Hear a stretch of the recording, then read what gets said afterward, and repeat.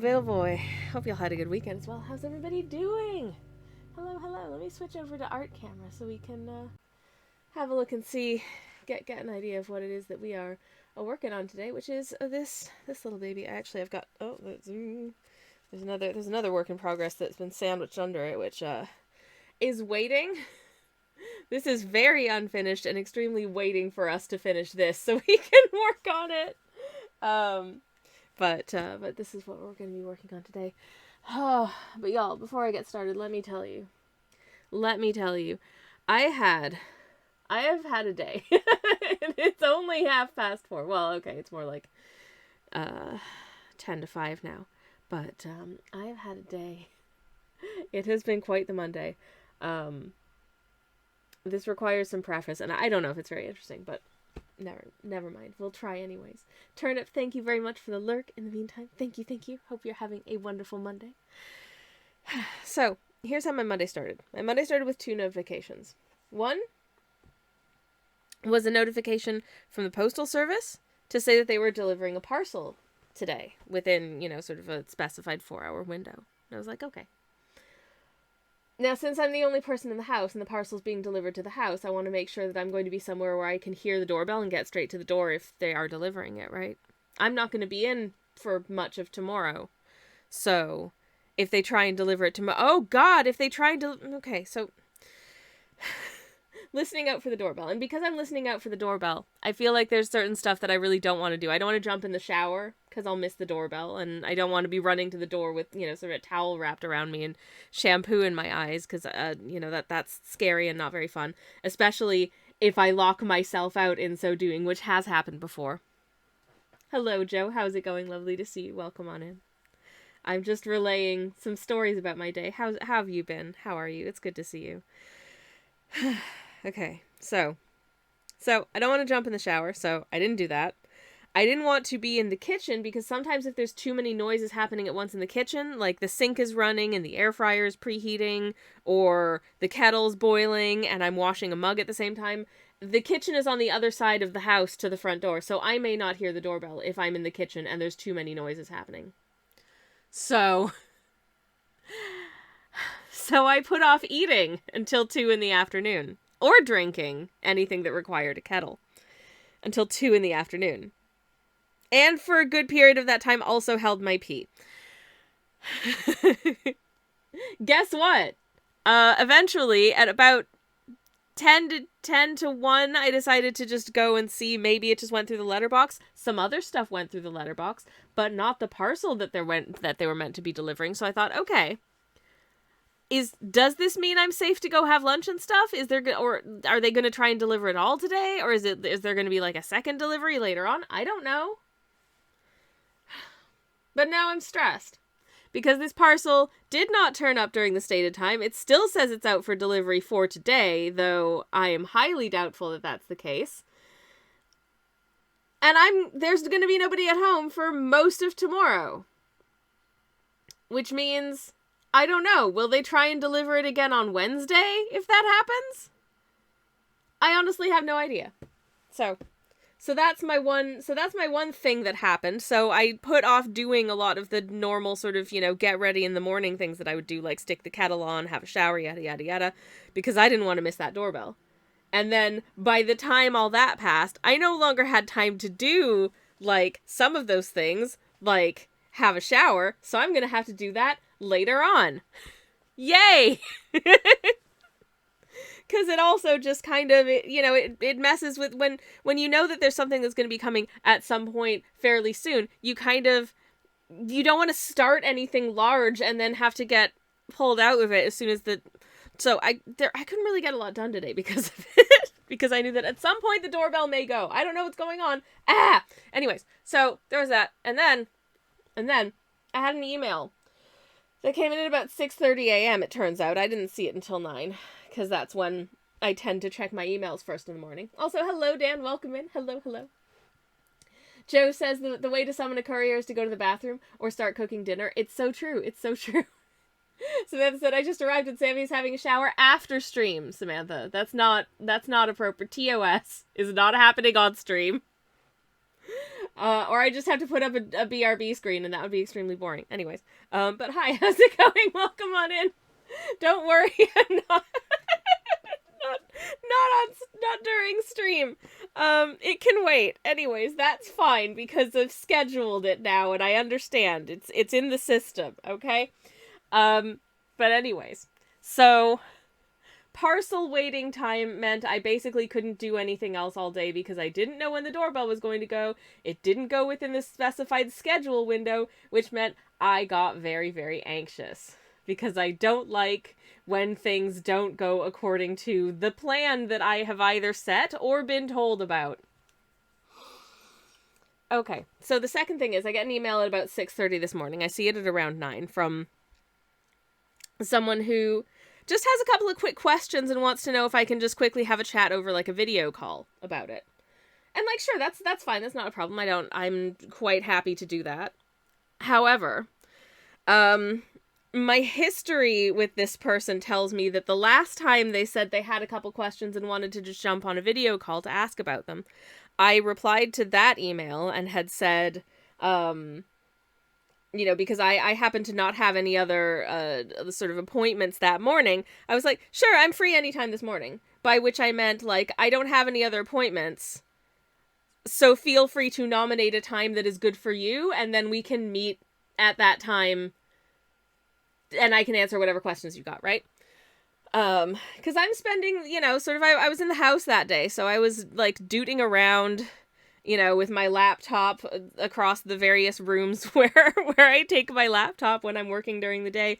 I'm wearing pajamas. My hair is not did. I don't know where my headphones are. And about 10 minutes after I send that email, instead of getting an email back to say, hey, is 10:30 okay? I just get a ping in response.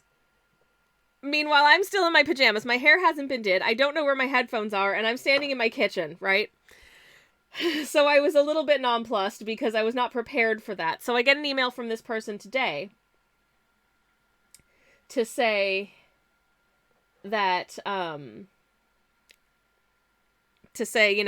I've got a couple questions. Would you mind, is there a time when you'd be available to jump on, like, video chat to answer them? And I was like, sure. And then I said, I don't have anything pressing for, like, most of today.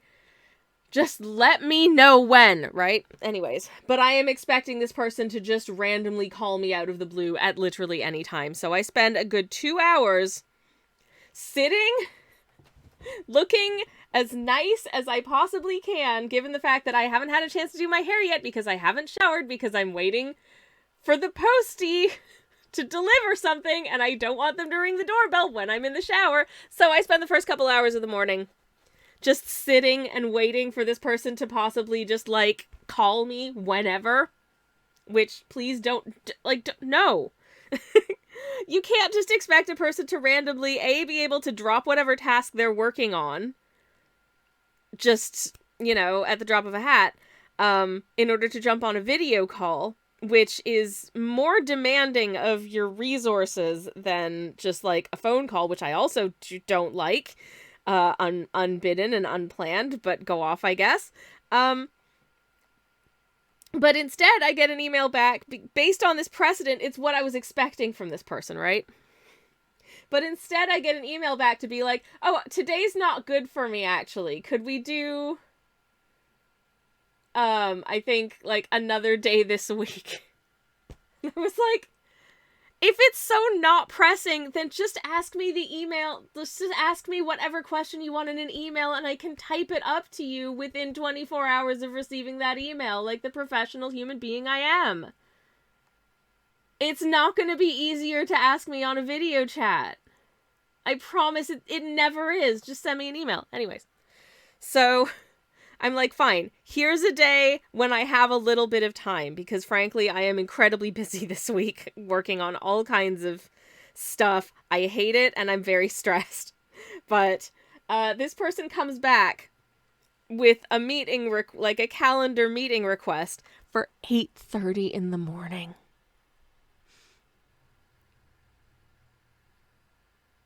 Y'all, I'm not usually out of bed by 8:30 in the morning. Okay? And I said, sure, because I don't want to back and forth about this anymore, but I can tell you right now, there are no coherent or meaningful answers I can provide about anything at 8:30 in the morning. Like, I'm sorry, what? No. No, no, no. Do you want to just have a, like, Sammy looks hungover and, like, they've never encountered any of the things I'm talking about in their life meeting? Because that's what 8:30 in the morning is for.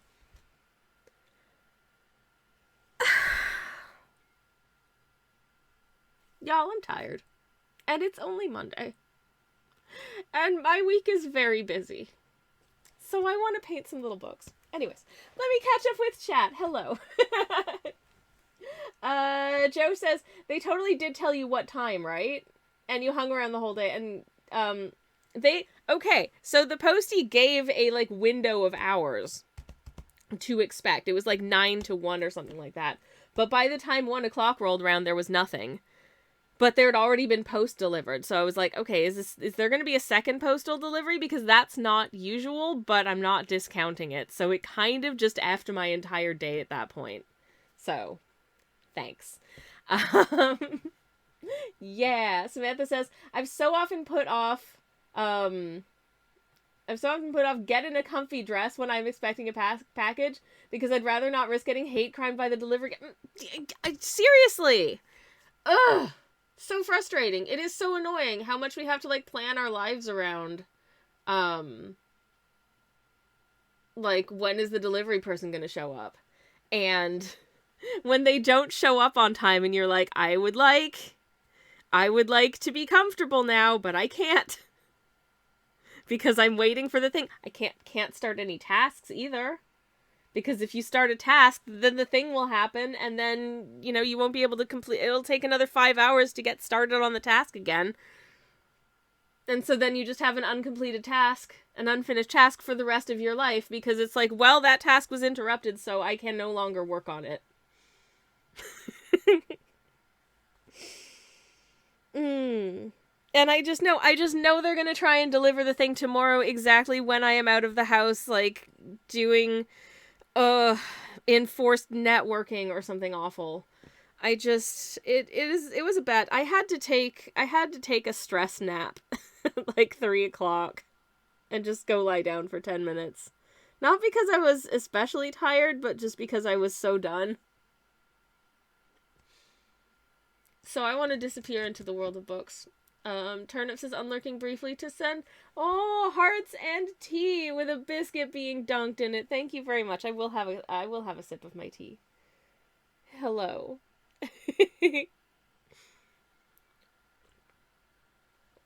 I sadly only have one type of tea today because I only had time before stream to make 1 cup of tea because of the aforementioned disruptions to my ability to just have a normal day, I ended up not being able to complete any of my normal daily tasks until about 4 o'clock. So, it was kind of a mad scramble to get here more or less on time for stream, and I was still like 5 minutes late. Anyways, but I'm here now. Hello. User 0106 says, I love how you've built stuff out of Lego. Oh, did you mean Anana here? Our paintbrush protecting pineapple? Anana, thanks you very much. Look, he's even blushing. He's had some paint splatters on him over the last couple of years. But he's beautiful and we love him very much. And I could probably, honestly, that paint probably comes off just with a thumbnail. I should probably just get that paint off of him at some point. Anyways, but yes, this is Anana. Also, how's it going? It's lovely to see you. There is also an Anana emote. It's in the chat. I do have a couple of fresh emote slots free. And oh, biddle boy, do I need to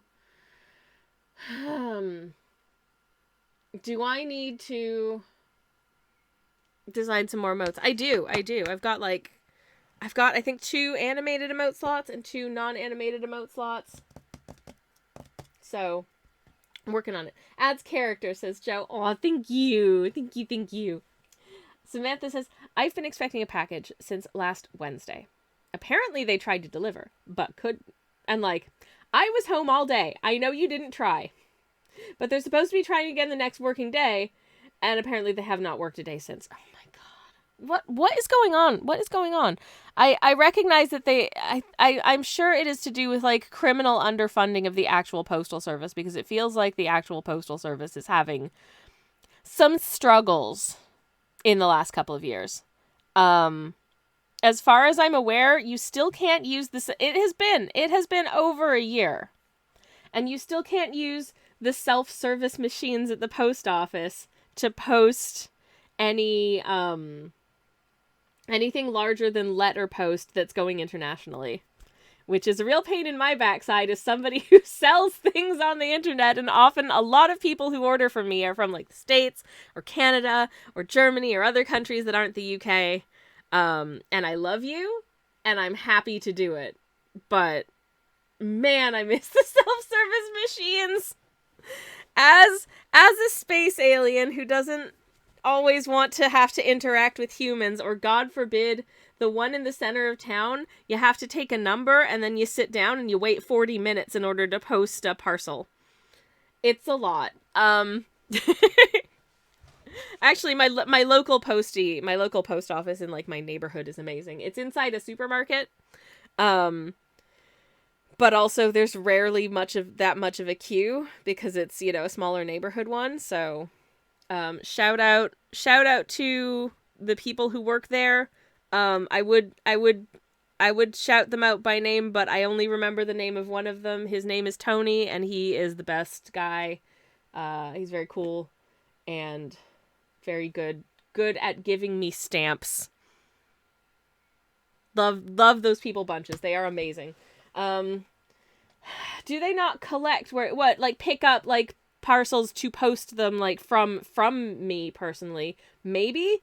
I do not have the means to print postage from my house. Attention. And Twitch user never mind. Hello, Shoppers. we've got a raid. Hello. Imaginary Holly, thank you so much for the raid. How is it going?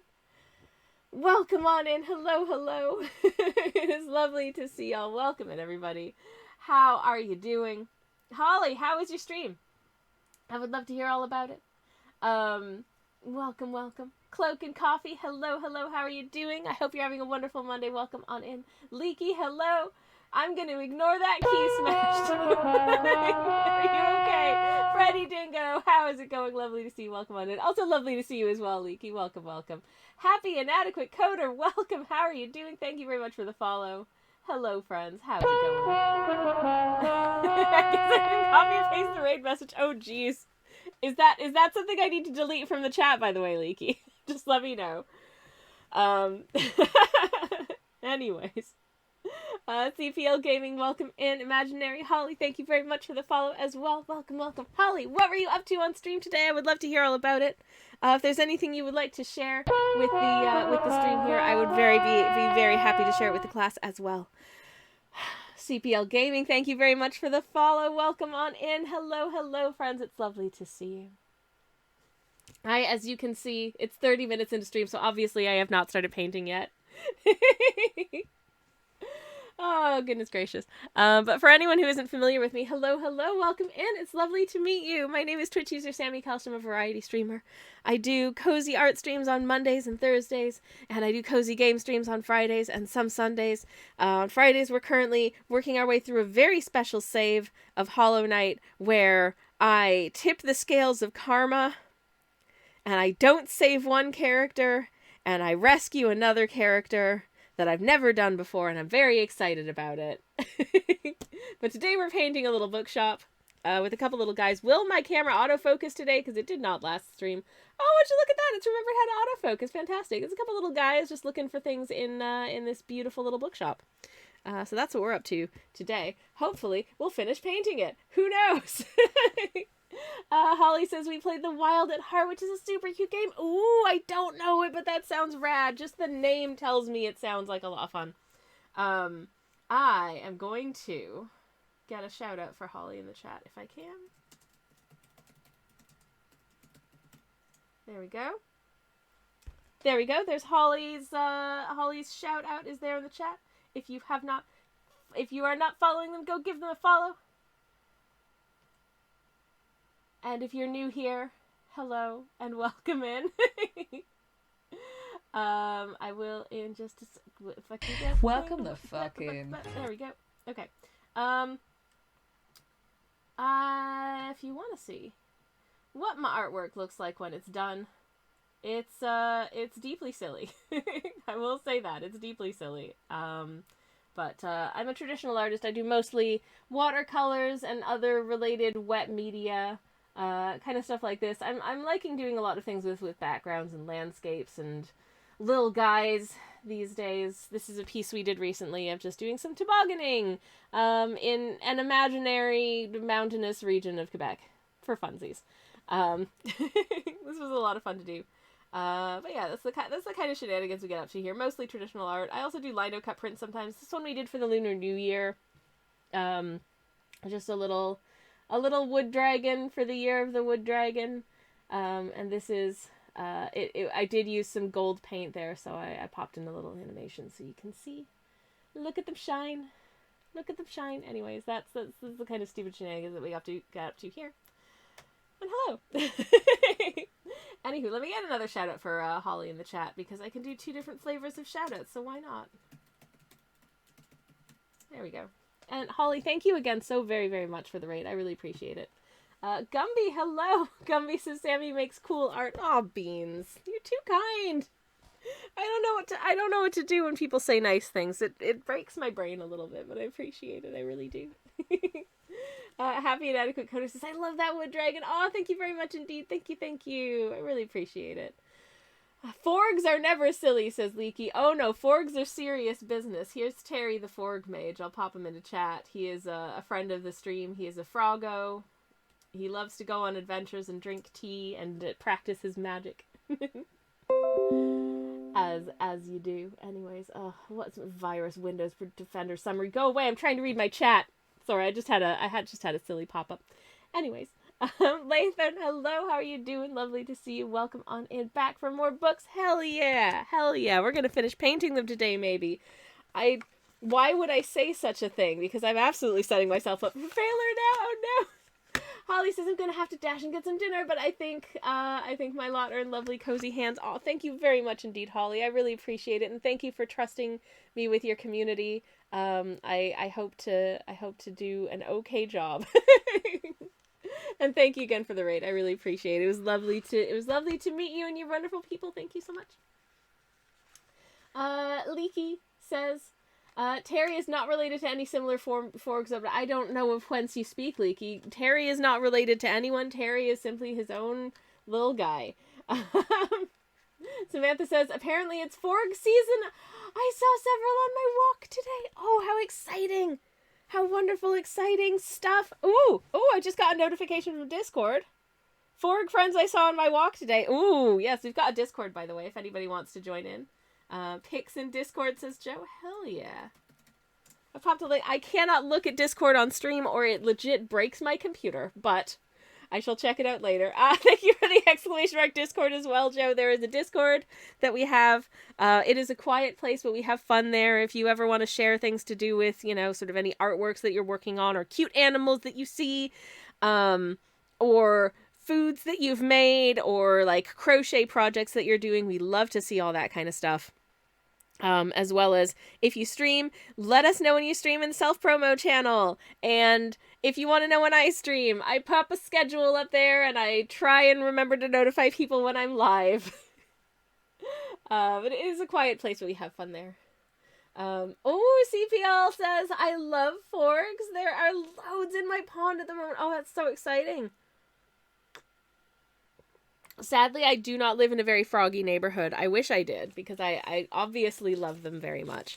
I do live in a very birdy neighborhood, though, and if you're willing to be awake in the small hours of the morning, sometimes you see a fox, which is very exciting indeed. Anyways, I'm seeing, what I'm seeing a lot lately is just a ton of magpies, which makes me incredibly happy because I love magpies. You know that little rhyme about magpies where if you see one magpie, it's a harbinger of sorrow of some kind, supposedly. I have come to the conclusion that the sorrow brought upon by a single magpie is the sorrow that you didn't get to see two magpies. Right? Right? Anyways, I love getting to see magpies because I think they're beautiful and adorable and so just lovely creatures. As well as though I think magpies don't listen. My favorite bird that we get in my area is the pied wagtail. It's so stinking cute. It does indeed wag its tail, which is so adorable, and just the like black and white sort of coloration of it is just beautiful. Absolutely gorgeous.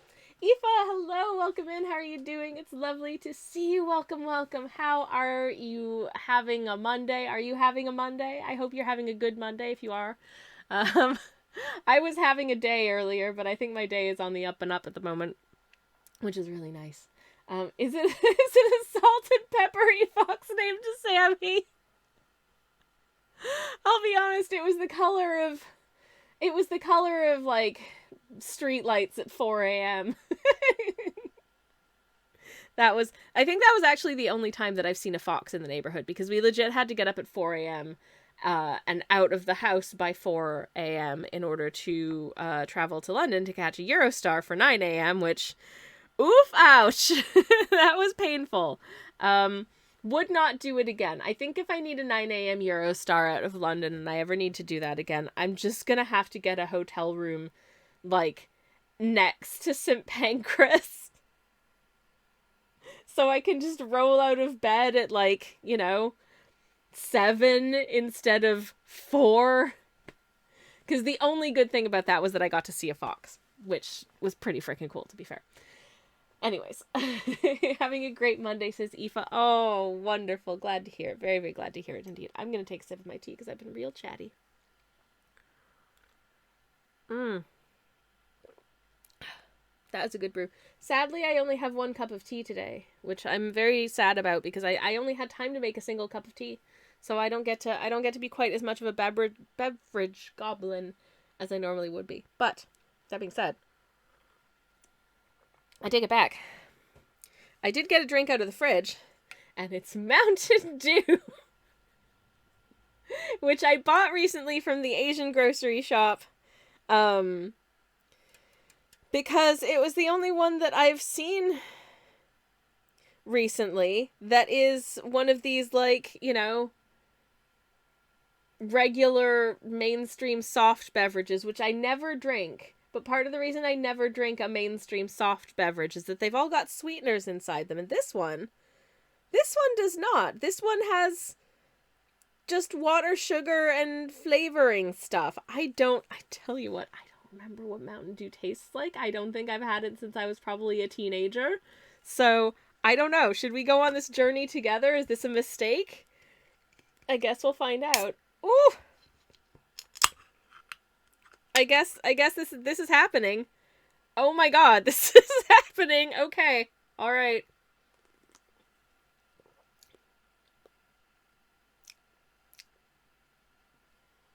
It's okay. It's just, I don't know. It's not as thrilling as I remember. It's just okay.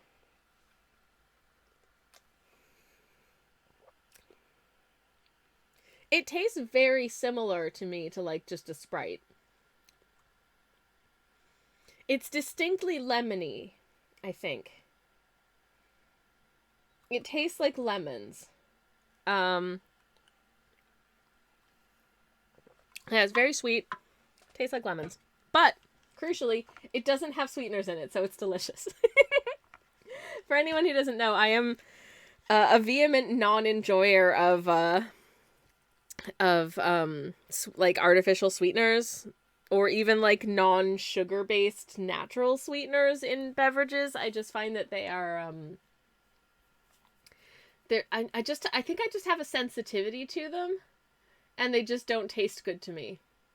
So I try to avoid beverages that include them, but unfortunately most of the like like soft drink type beverages in this country do, because of laws that were introduced to do with you can't have more than a certain amount of sugar in your drinks, to which end I say just put less sugar in them and have them be less sweet. I wouldn't mind that at all.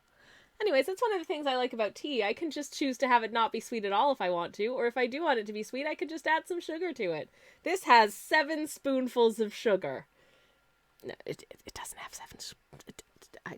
No, that I think that would basically be simple syrup. Anyways. Samantha says, Mountain Dew, I haven't had that in so many years. I think it's been probably about 20 to 25 years for me. And it's fine. It's fine. It can help 7 medicines go down then. Hell yeah. I will have, you know what, maybe I should be... I think that's about the number of vitamins I take before I go to bed, so that should do it. Anyways. Oh, lordy. Leaky says, yes, the sugar tax, which caused many Scots to stockpile iron brew before they changed the recipe. I believe it. I know that the good people of the Scotland, some of them sure do like iron brew. It's all right, iron brew. Though, oh, excuse me. I shouldn't have had a fizzy beverage on stream. Anyways. But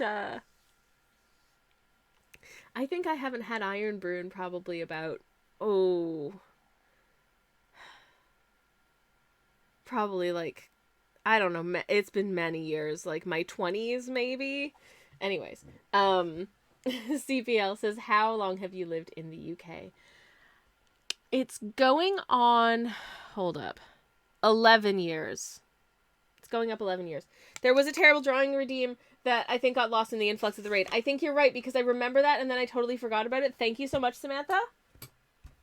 Thank you so much for reminding me, because I did want to do that and then my brain went in a million different directions, because in case you can't tell, chat, and I think it might be tagged in the stream, but I've got ADHD. So thank you so much, Samantha. I'll do that now. I very much don't want to forget such an important thing. Okay, so for anybody who's new here, hello. Iron Brew is liquid bubblegum. That's what it tastes like. Yes, thank you. That's what it tastes like.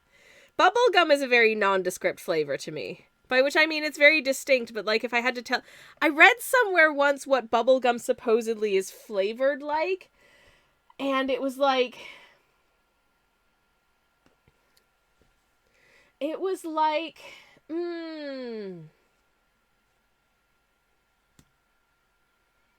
It was like pineapple and cherry or something, and I'm like, that sounds fake. Because to me, bubblegum tastes like, I don't know, nondescript fruit and cinnamon maybe? But not like good cinnamon. I don't know, bubblegum doesn't taste like any flavor that exists in nature or indeed outside of itself.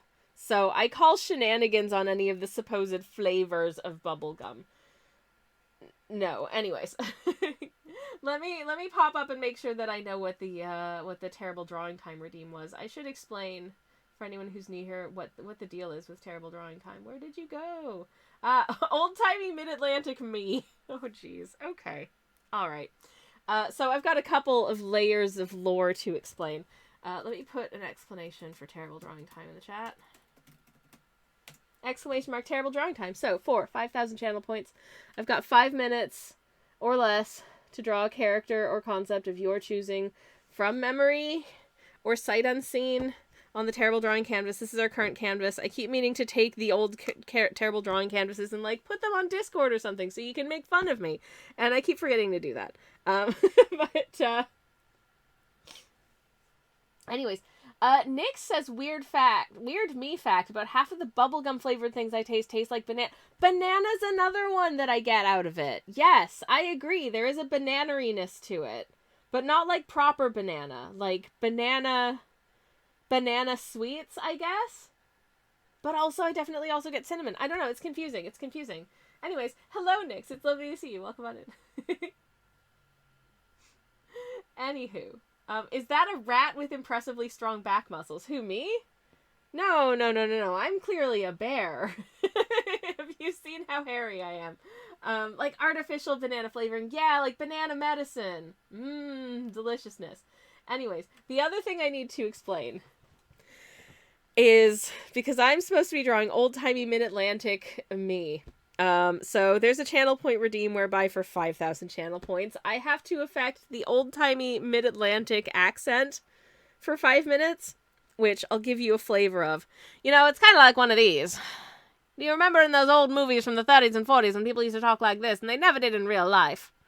But for some reason, I have to do it for 5 minutes sometimes on stream because I like to torture myself and I like suffering and feeling sad, and people seem to enjoy it. Anywho, so it's that kind of deal. Anyways, we're getting some love for Zote in the chat. I just, I don't know. I don't remember what the exact prompt was, but I ended up drawing Zote looking like he is the last child to be picked up by his parent after like football practice. And so he's feeling a little bit sad.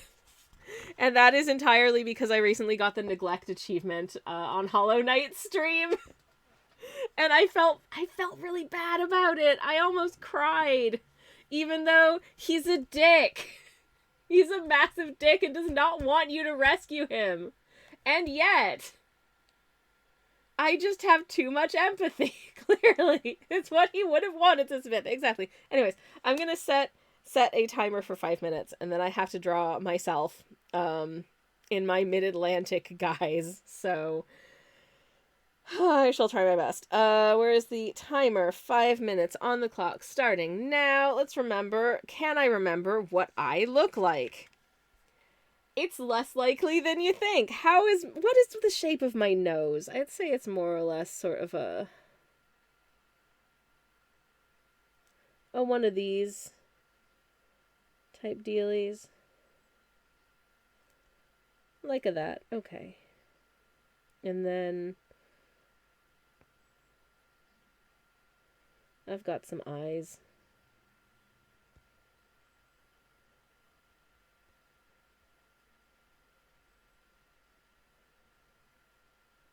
Could my eyes be a little bit bigger? Oh man, I look stupid. Hold up. I think I made myself a little bit cross-eyed there. I feel like I can fix that.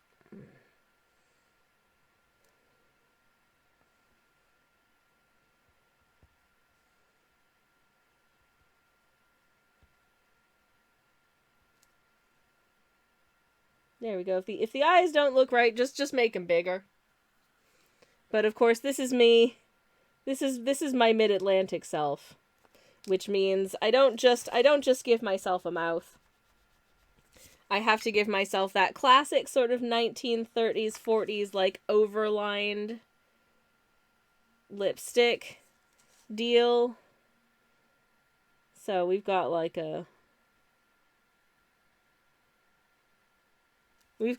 one of them's going on. And then here's my little ear. And here's my face. And here is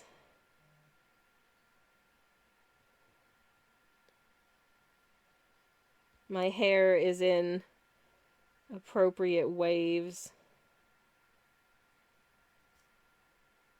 which I took ages to get right with like rollers and stuff, obviously. Ta-da! And just for funsies, I am not this thin. Hold up, how much time do I have? I've got 2.5 minutes. Okay, I can fix this because I feel like that fringe isn't quite of the period. It's probably a bit more of a sort of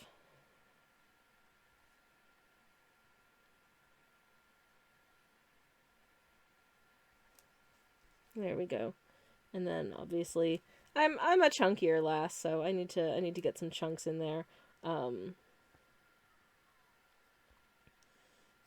But most importantly, I'm going to be holding, if I can remember how to draw one, a pretzel. Just get sort of the twistiness of it in there. Okay, yeah. Okay, yeah. And I'm wearing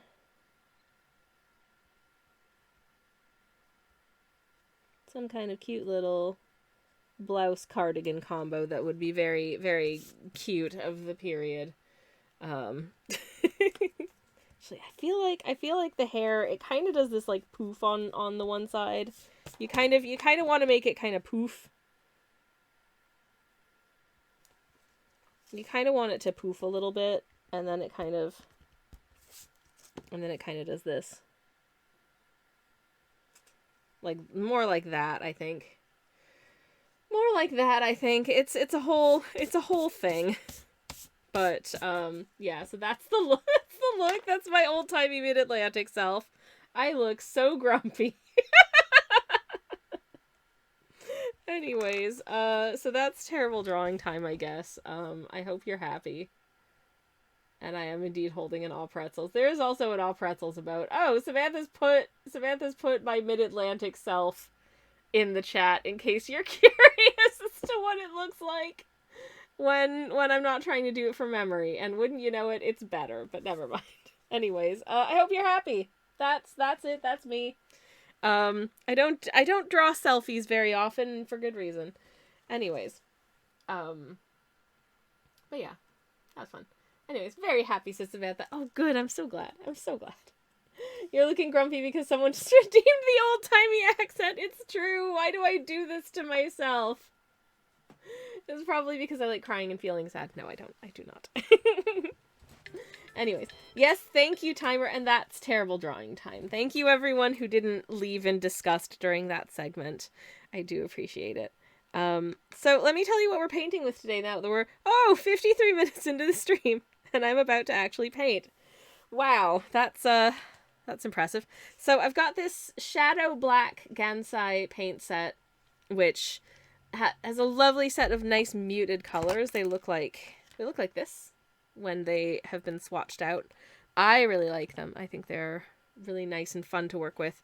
And they're working really well for nice sort of like antiquarian book covers as well, I think. So I've been using a lot of these in this painting. But in addition to that, we are also using the Inktense paint set number 1 from Derwent, which is a much more straight ahead set of colors.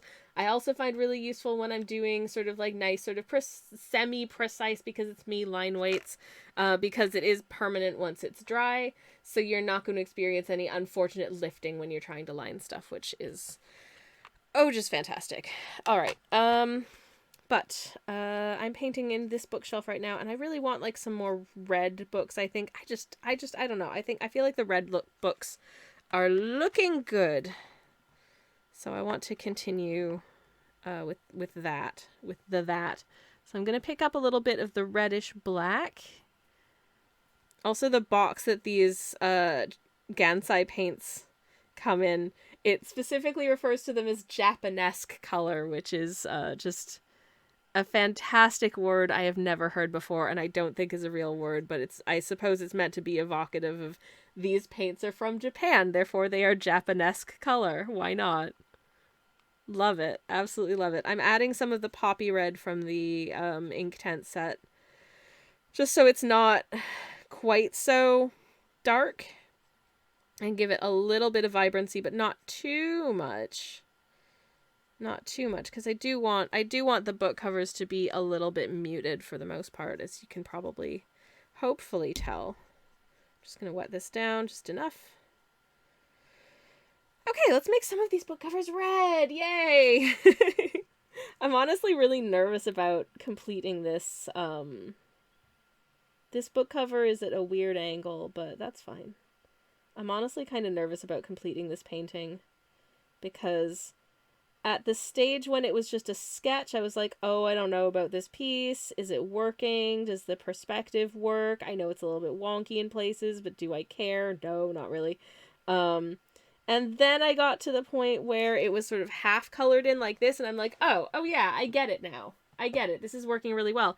And now I'm afraid that by the time everything's colored in, it's just going to be super busy and not really going to be able to discern what's going on super well. So I'm hoping, but by the time we finish in like the coloring in, and then add some shading, and then line weight, it will look good again. But this painting has gone on a journey, that is for sure. And the journey is nowhere near finished. This has taken, God, like, it's been over 2 weeks now, I think. This is maybe like stream number 5. I don't even know. It's been a while. And we're still going on this poor painting. Anyways, Samantha's very happy. Oh, I'm so glad. I'm glad you're happy. And I'm happy you're glad. I'm gonna take a sip of my soft drink, because why not?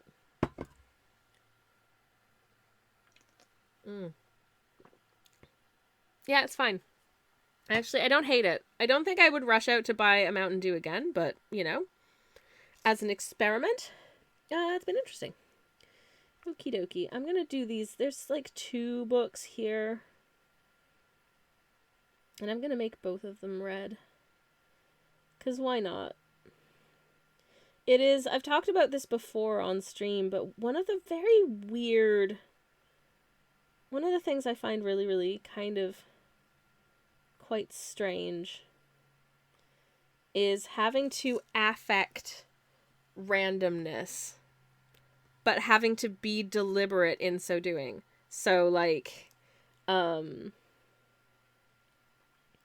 am specifically choosing where I want how many books to place on each shelf, which ones will be, you know, sort of at a funny angle, which ones will be of what size and what color, but I want it to feel like this is something that has happened organically over time. These haven't just been organized in this way. These have been semi-organized, and then people have wandered through the bookshop and moved stuff, and, you know, things have been taken out and put back and all that jazz. So there should be a certain amount of randomness and disorder to it. However, I am having to make the decisions as to where these random and disordered things are, which is brain breaking. It's so hard. Because obviously, like, a random sequence of numbers could conceivably be 1, 2, 3, 4, 5. That could manifest itself randomly, but because of the way that our brains work, that doesn't feel random enough. So sometimes you have to take what amounts to an actual, like, randomized pattern and shuffle it around to make it feel more random. And it feels like that's what I'm doing with this bookshelf. And when I do bookshelves, this is by no means the first bookshelf I've ever painted. And I do love doing them. But oh, biddle boy, is it a lot of work. This is the most complicated set of bookshelves I've ever painted, because we've also got, like, levels of bookshelves, and bookshelves at varying angles, and all kinds of different perspective stuff going on here, and depth, and why am I doing this to myself? Because it's fun. Because I really enjoy doing it, and it's a lot of fun. It's just also a lot of work. And it's the thankless kind of work as well, because I think, for the most part, you know, this will end up on, like, social medias or whatever, and it'll get, like, a couple of likes probably, but for the most part, I think a lot of sort of people just seeing something at a glance aren't going to be like, wow, a lot of work went into that. That must have taken hours and hours. They'll just be like, oh, that's neat, and then move on, right? Such is life. Such is the way it is. You know, if you've ever quilted, you understand. Leaky says, UK Mountain Dew is a fair bit different to the US one, if I recall, has way less caffeine. Oh, I believe it. There is a lot of stuff. There's a lot of stuff coming out of America specifically that they have to, because of like laws to do with what you're allowed to put in food and drink in, say, Canada or Europe, a lot of American food products that get exported go through pretty significant changes to their formulations, because they're like, oh, yeah, those ingredients aren't food in Europe.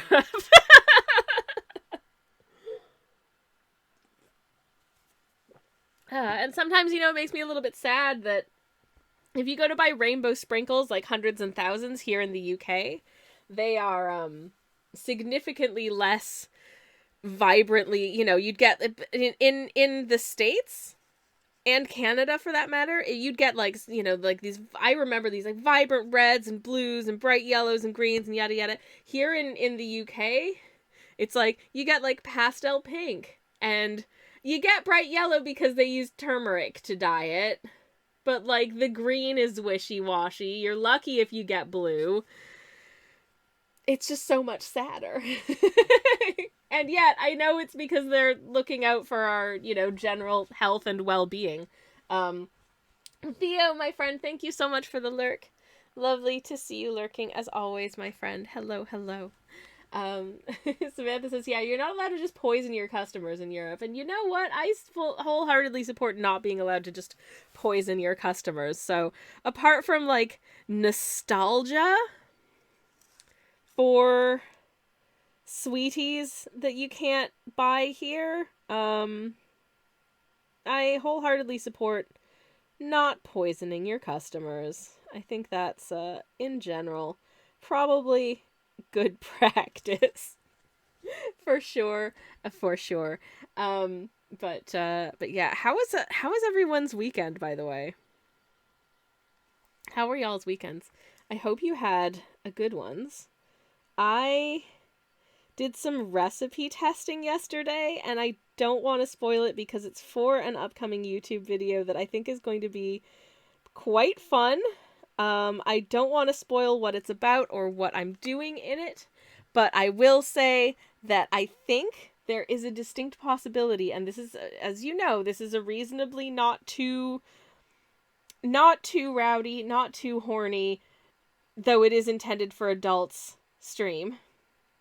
I will say, this YouTube video, if my YouTube channel were monetized, I think this would be the video that got demonetized.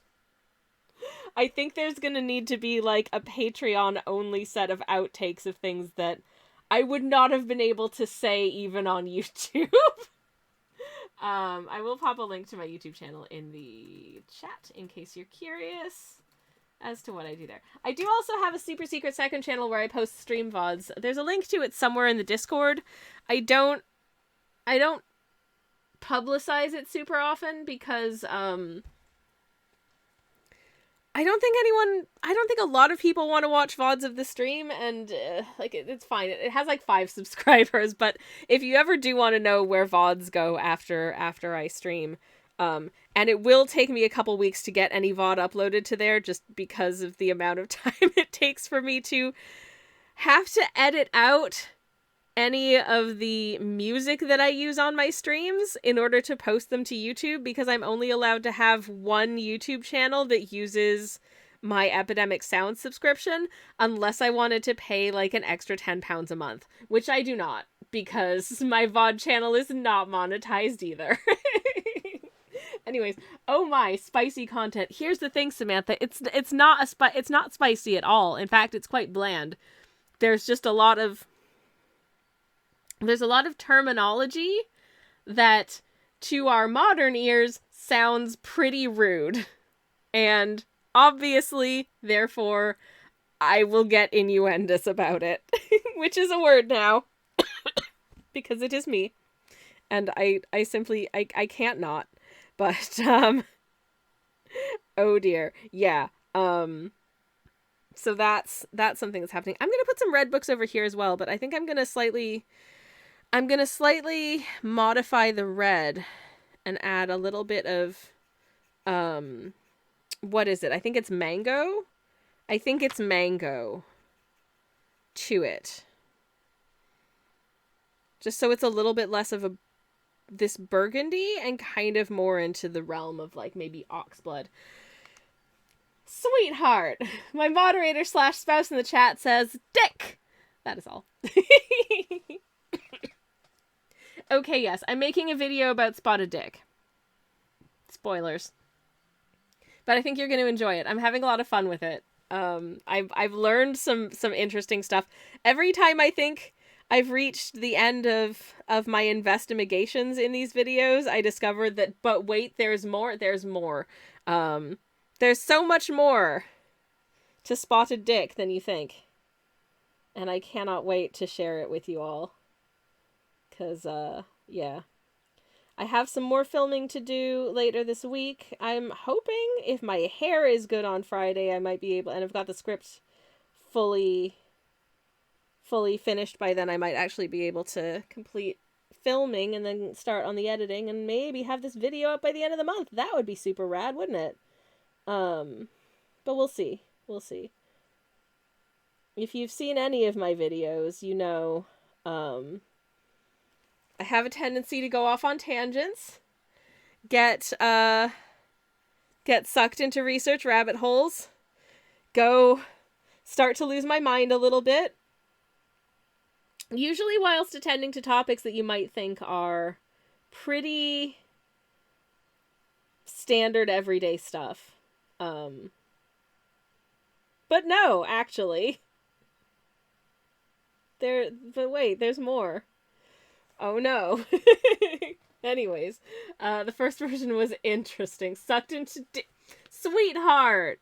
I mean, yes, literally yes, but sweetheart. For anyone who's wondering why I'm saying sweetheart, Sledge Callier is my moderator and my spouse. We live together and we love each other very much. And he's cute. Anyways. But yes, that's my moderator / spouse. And also recipe tester extraordinaire. Very handsome. And a good person. Theo said stick facts I've arrived from the nick of time. Oh jeez. Oh jeez. And this is why this stream is for adults. Excuse me. Anyways. Yes. So that's the YouTube video I'm working on at the moment. I've got a few other ideas in the pipeline. God, I still need to buy all those soap making supplies so I can make 18th century soap. That's what I want to do at some point in the near future. So if you want to see me be scared about attempting to make soap, will it still be relevant by the time I do it? Oh, probably not, but what the hey. Kobe, hello! Dick Facts is my favorite pulp detective. Aw, nice! Theo says, did you know? Samantha, no. No. I realize I'm inviting some very questionable and unsafe behavior by making a video where I talk about soap making. But I will be stressing soap making safety in my video because I don't want anyone to hurt themselves, and I certainly don't want to hurt myself either. Anywho, is that enough red books? I feel like that's a good amount of red books. And then they say that, and then they paint in another red book. Why are they like this, you may well ask? Because they're indecisive, obviously. Why are they referring to themselves in the third person? Oh, I don't know. Because I can. Anyways.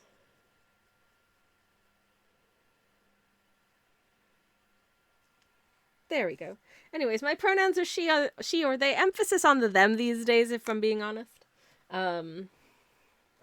But she because it's easy. Oh, Biddle Boy, we've got a fact that is so clinically accurate and about human body parts that I will not read it out, but yeah, it is a very cool part of the human body. And that is true.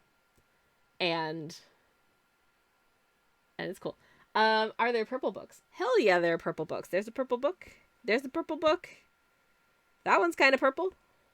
I'm thinking also some do we want some more green books? I think some more green books would be nice. That is often how it goes, says Theo. Anyways, more green, says Joe. Okay, green. It's cool. Books are also cool. I love books. I say as someone who does not read as many books as they wish that they did. But that is, you know, that is in large part owing to the fact that, I kind of, this is gonna sound weird, but I feel like, and, If you're a student, don't mention that you're a student, just in case. But when I was a university student, many, many years ago now, because I am elderly, um, I feel like I did a literature degree. I did literary theory and cultural studies when I was at university. And I tell you what, I think I exhausted my ability to actually, like, read books as a pastime during that period because I had to read so many books that I don't really read books anymore. If I do read things, it tends to be, like, on my computer. You know, it tends to be, like, a PDF or off of a website. Most of it's fan fiction about pirates. Shut up. Anyways. But yeah, sometimes I feel like my ability to just sit down and get through an entire book as a thing, I kind of used up my life's supply of that in, like, the 6 years I was in academia. And after that, it was kind of like, okay, I need to take a break from that and let my brain engage in other activities of, like, mental enrichment. So I don't read books so much anymore, but also I'm more often than not actively writing something, and I don't know if any writers in the chat. I don't know if there are any writers in the chat, but if there are any writers in the chat, is it just me? When you are actively writing something, I don't want to get too absorbed in any one writer's work whilst I am writing something, because I am scared that I'm going to sort of subconsciously absorb, not necessarily, like, the content in terms of, like, storyline and characterization from their work, but just things like turns of phrase and accidentally use it in my own work. And I don't want to do that. So I will often, if I know I'm in the middle of, like, a writing project, I will not want to get sucked into reading, like, really getting engrossed in, like, a single book or story or whatever, because I'm afraid that I'm going to, like, accidentally sort of pick up on something and then use it in my own work. And, you know, my brain doesn't know where it came from, but it's like, wait a second, did I read that somewhere? Oh, no, you know? So, yeah, anyways. But yeah. I buy a lot of books. Says Kobe. I do not read them. It is a disease. I literally watched a video earlier about how, the discrepancy between buying books and actually reading them. And why. Most of the books that I've received as gifts over the last few years have been non-fiction books, which I really appreciate. Like, books about, like, you know, sewing techniques with a lot of nice step-by-step instructions on, like, how to mend this type of garment and how to do this and how to do this type of seam. That's super awesome. It's a very good resource to have for someone who likes to do sewing.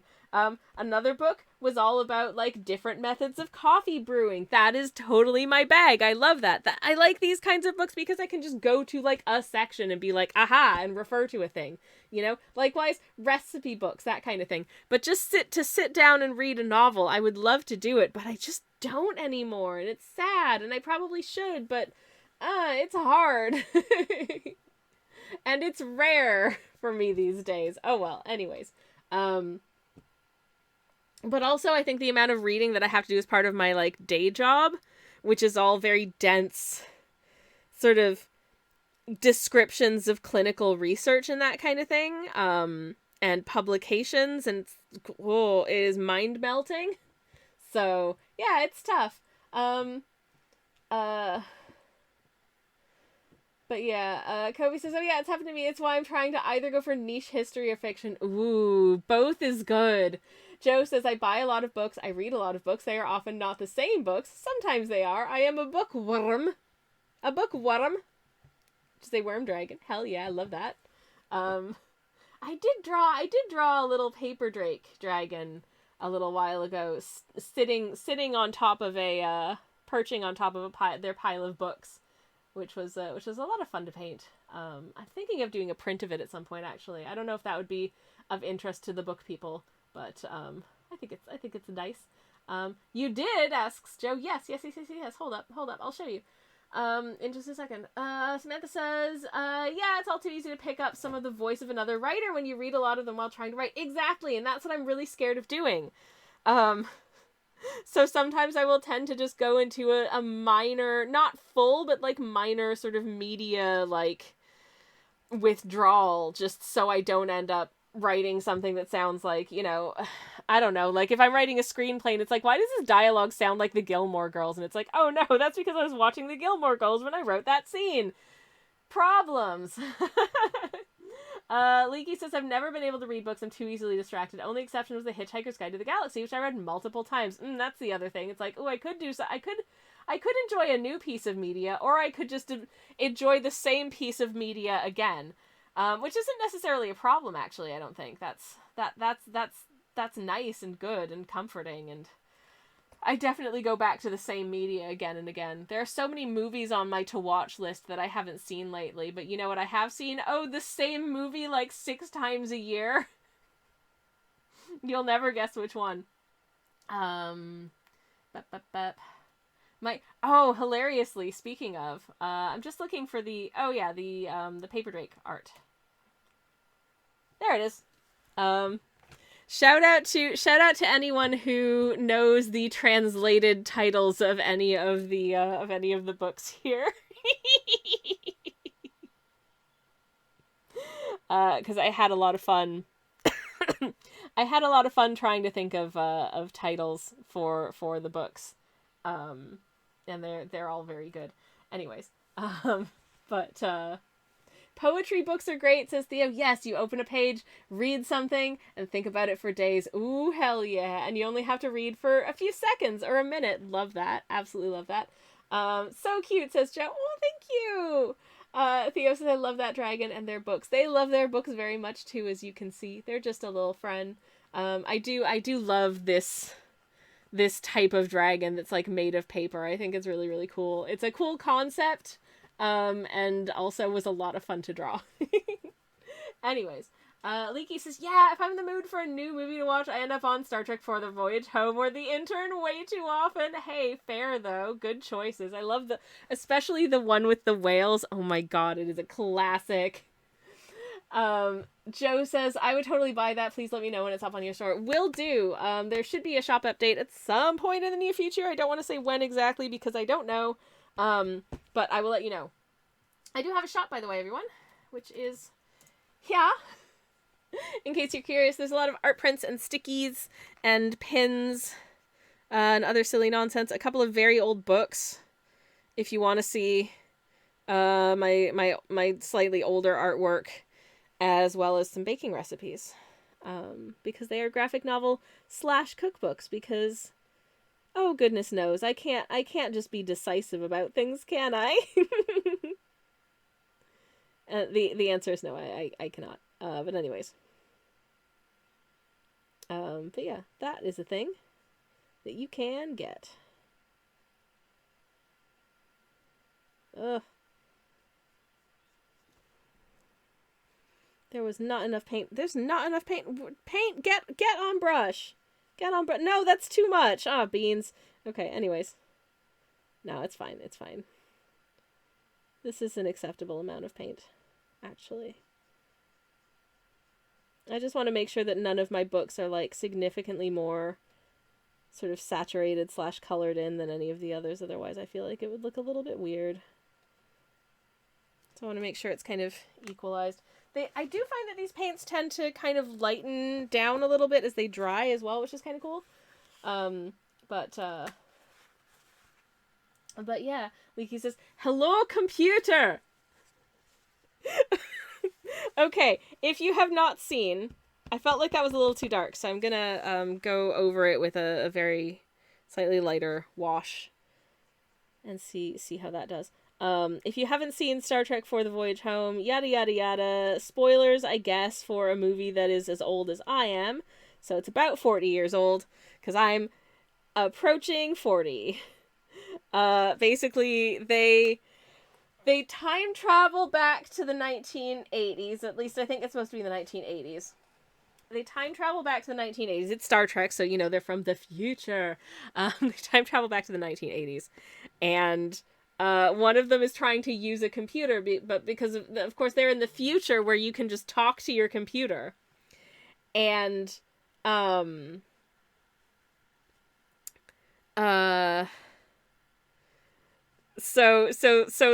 one of the characters, Scotty, is just like, computer, do this, that, and the other, and it doesn't do anything, and he's like, oh, he picks up like the mouse, like the computer mouse, and talks into that, thinking that it's like a microphone or something. And he's like, hello, computer, and it doesn't do anything, and they're like, oh, you need to use the keyboard. And he's like, oh, the keyboard, how quaint. It's very silly. This is the movie where Bones fixes that woman's kidney failure, isn't it? I think so. Yes, because he does end up in a hospital. Yes, thank you, Kobe. Yes, absolutely. It's the most 80s fun family movie of all the Trek films. Truly, it is incredible and so silly and so much fun, and I absolutely love it. It is a wonderful time.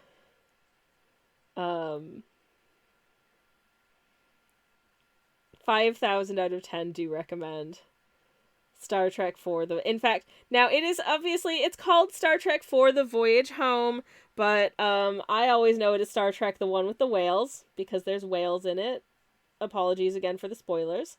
But if you go to Wikipedia and search for the one with the whales, it will take you to the page for Star Trek for the Voyage Home, which I love.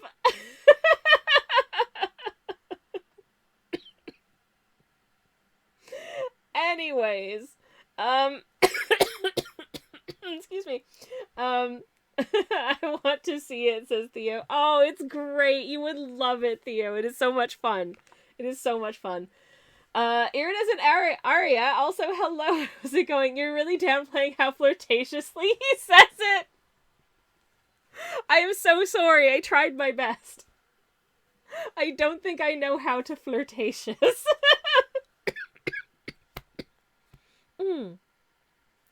Though I did used to be an actor. But anyways, Samantha says, you can tell it is one of the good Star Treks because the number is even.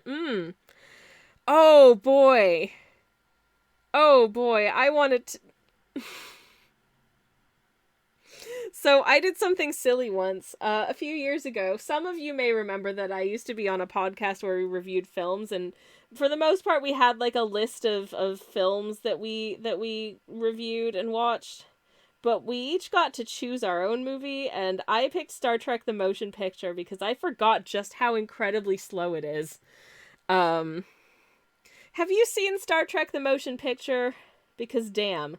I think one of the things about that movie for me is that they wanted to make it feel, obviously, like Star Trek's back. That's really exciting. They're movies now. And, you know, it gives me hope for the future of my favorite TV show, which is the one with the pirates that just got canceled, which is real stupid, and I'm still really mad about it. But maybe, you know, in like a few years' time, they'll just make like 10 movies of it. Anything's possible, right? But the thing about Star Trek the Motion Picture is because it was several years after the original series, they wanted to make it feel a bit more up-to-date and modern. And so they gave them all these new uniforms. Instead of like the brightly colored uniforms, which were like this color and that color and this color in the show, they were all like the color of this bookshelf. They were like beige and like gray, like pale gray, and just really unflattering sort of onesies. And it was just so sad. 'Cause it's like, dude, you do not want to put a white person in a onesie that makes them look kind of nude from a distance, for one thing. Because genuinely, like, some of them, like, oh man, that is just white people colored. It was like this. This was the color of the jumpsuits. Like, what? It's a terrible decision. They could have been so vibrant and interesting and cool. It's the future. We can do anything with fashion, so let's make it suck. No, it's like sad beige moms designed to the future. I hate it. Anyways. I fell asleep during that movie, says Joe. I mean, it is very good if you are struggling with sleep. There should be a list of the best movies for if you're struggling with sleep issues. Anyways. Oh,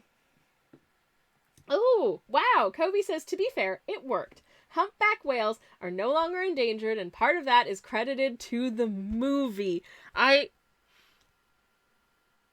Just goes to show, to anyone who says that the arts do not have value, anyone who says that the arts do not have value can frankly get in the bin, regardless. But that is tangible proof that the arts have value. Like, holy shit. Hot damn. That is amazing, and I love it. Anyways, it's the future, Sammy. The future is beige. No, I refuse. Why can't the future be this attractive shade of teal? That is the future I want. I want a future that's teal. And aubergine. And ultramarine. And kiwi. I want a future that's kiwi. This looks yellow on my playback. But I swear it's like kiwi. The color is called kiwi. Anyways, the kiwi emote in chat is not kiwi. There we go. The kiwi emote looks like this. It's going plap plap plap plap plap. Anyways, with his little feet. I love kiwis so much. They are one of my favorite birds. And believe it or not, I love birds so much. I want to paint, when this painting is done, I want to draw some birds and paint some birds, because I haven't painted birds on here in a while. I think that would be nice. There are some lovely birds we could paint. We could do... Ooh, I want to paint a portrait of the kakapo that I adopted, because I adopted a kakapo at Christmas. His name is Rangi, and he is so stinking cute. He's older than I am, and he has made many babies with Lady Kakapo on the island where he lives. And we love him. He is a devoted dad and a real cutie. So, love that. Anyways, I take it back, says Theo. Yay! The future is that attractive shade of teal and aubergine and ultramarine and kiwi. Oh, fantastic. I love to hear it. Maybe a bit of, I was going to say magnolia, but I mean like the pink of a magnolia blossom and not the weird like off-white color that they call magnolia when you paint your walls with it. I mean like the magnolias that are flowers that exist in real life. I'll show you one. Hold up. I took a whole bunch of photos of a magnolia tree in my neighborhood this week, and here's that shade of pink. That shade of pink should be part of the future as well, because magnolias are gorgeous. Anyways, Samantha says, Star Trek 1, the one whose plot I cannot even remember. There was V'ger and a beautiful bald lady, and it's very slow and very beige. I think if it was more tightly edited together, it would be a very good movie. I really do. Star Trek 2, the one with Khan! There is a scene in Star Trek 2, I won't spoiler what it is if you haven't seen it, but there is a scene that gives me so much of the ick that I have to leave the room for it, and that is rare for me with cinema, but I can't do it. Star Trek 3, the one where they resurrect Spock, it's silly. Star Trek 4, the one with the whales, it's wonderful. Star Trek 5, the one where God needs a space chef, and Star Trek 6, Klingons. I think 5 or 6 might be one of the ones that my dad watched on VHS so many times that it like broke the tape. Which is adorable. Anyways, Leaky asks, do the safety of the humpback whales make up for the beach, leading to environmental damage of the location they use? Oh no! Oh no! Question, was it even a good movie? Because I didn't see it. Oh no! I think, okay, entertainment industry got to be responsible for locations where you film. Like, you've got a duty of look aftering. I very much believe that this is true. Anywho, oh, Beans, my moderator / spouse is home. I'm gonna say a quick hello. He's holding a box. Was that in the post box? Where? Outside the front door. They didn't even ring the damn doorbell then. Well, You know that delivery I said I was waiting for? Well, the good news is, it's been delivered. Here it is. Don't worry, I'm covering my address. But, they just left it outside the door, apparently. I was waiting all day, trying not to make any noise, just in case the doorbell rang. And they just left it outside. And it literally, and the tracking never updated either, because it still said it was on the way. Well, it never got delivered, so that's technically true. Yeah. Literally, what the heck? Anyways, them's the break, says Joe. Yep, you know what? I'm just happy it's here, because now I don't have to worry about it anymore. I'm gonna go give my moderator slash spouse a big hug and a kiss. Hello, darling. It's okay. Do you have any other poster? Yes. There's something for you. It's either in the bed or on your desk chair. Wait.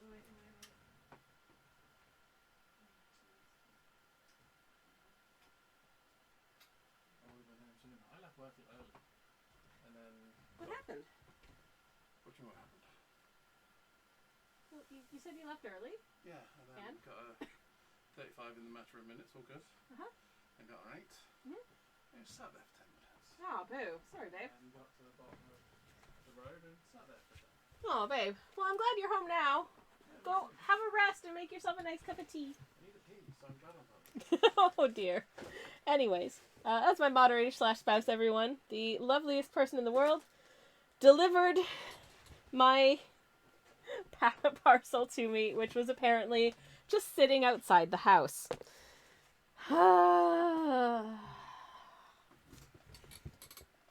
Never mind. What did I get? Just a sample of some perfume. That apparently smells like rhubarb, so I'm really excited to see whether or not it actually smells like rhubarb, or if it smells like cardboard. Okay, so I have been looking for nice perfumes that smell pretty, for a while. Because I'm kind of feeling into that lately. I've never been a big perfume person, but you know what? I'm like, I could get into it. It's nice to smell nice, you know. Most of the time, I'm pretty sure I just smell like nothing. Or my hair smells slightly of roses because the shampoo that I use is slightly rose scented. Also very nice. Yeah,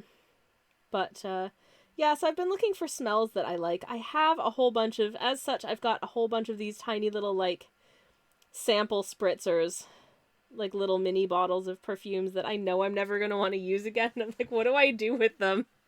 I tried to like see if anyone else wanted them on Discord a while back, and there were no takers. I'm like, someone else might really like these. One of them is a perfume that was apparently really, really, really popular for a while. That does not play well on my skin at all. So, I don't know. Anyways, I've so far discovered there was one that I really like that is the black tea one from Le Labo. Smells really nice. It smells like figs to me. That's real sexy. And then there's one called Synchrony that smells like cinnamon. Also very, very cool. And I'm still looking for maybe something else. I don't know. But I'm going to try this rhubarby one and see what it's like. Also, I do own a bottle of Chanel No. 5 that was a gift from my grandmama. But it's not something I'd want to wear on the daily because it smells like my mom.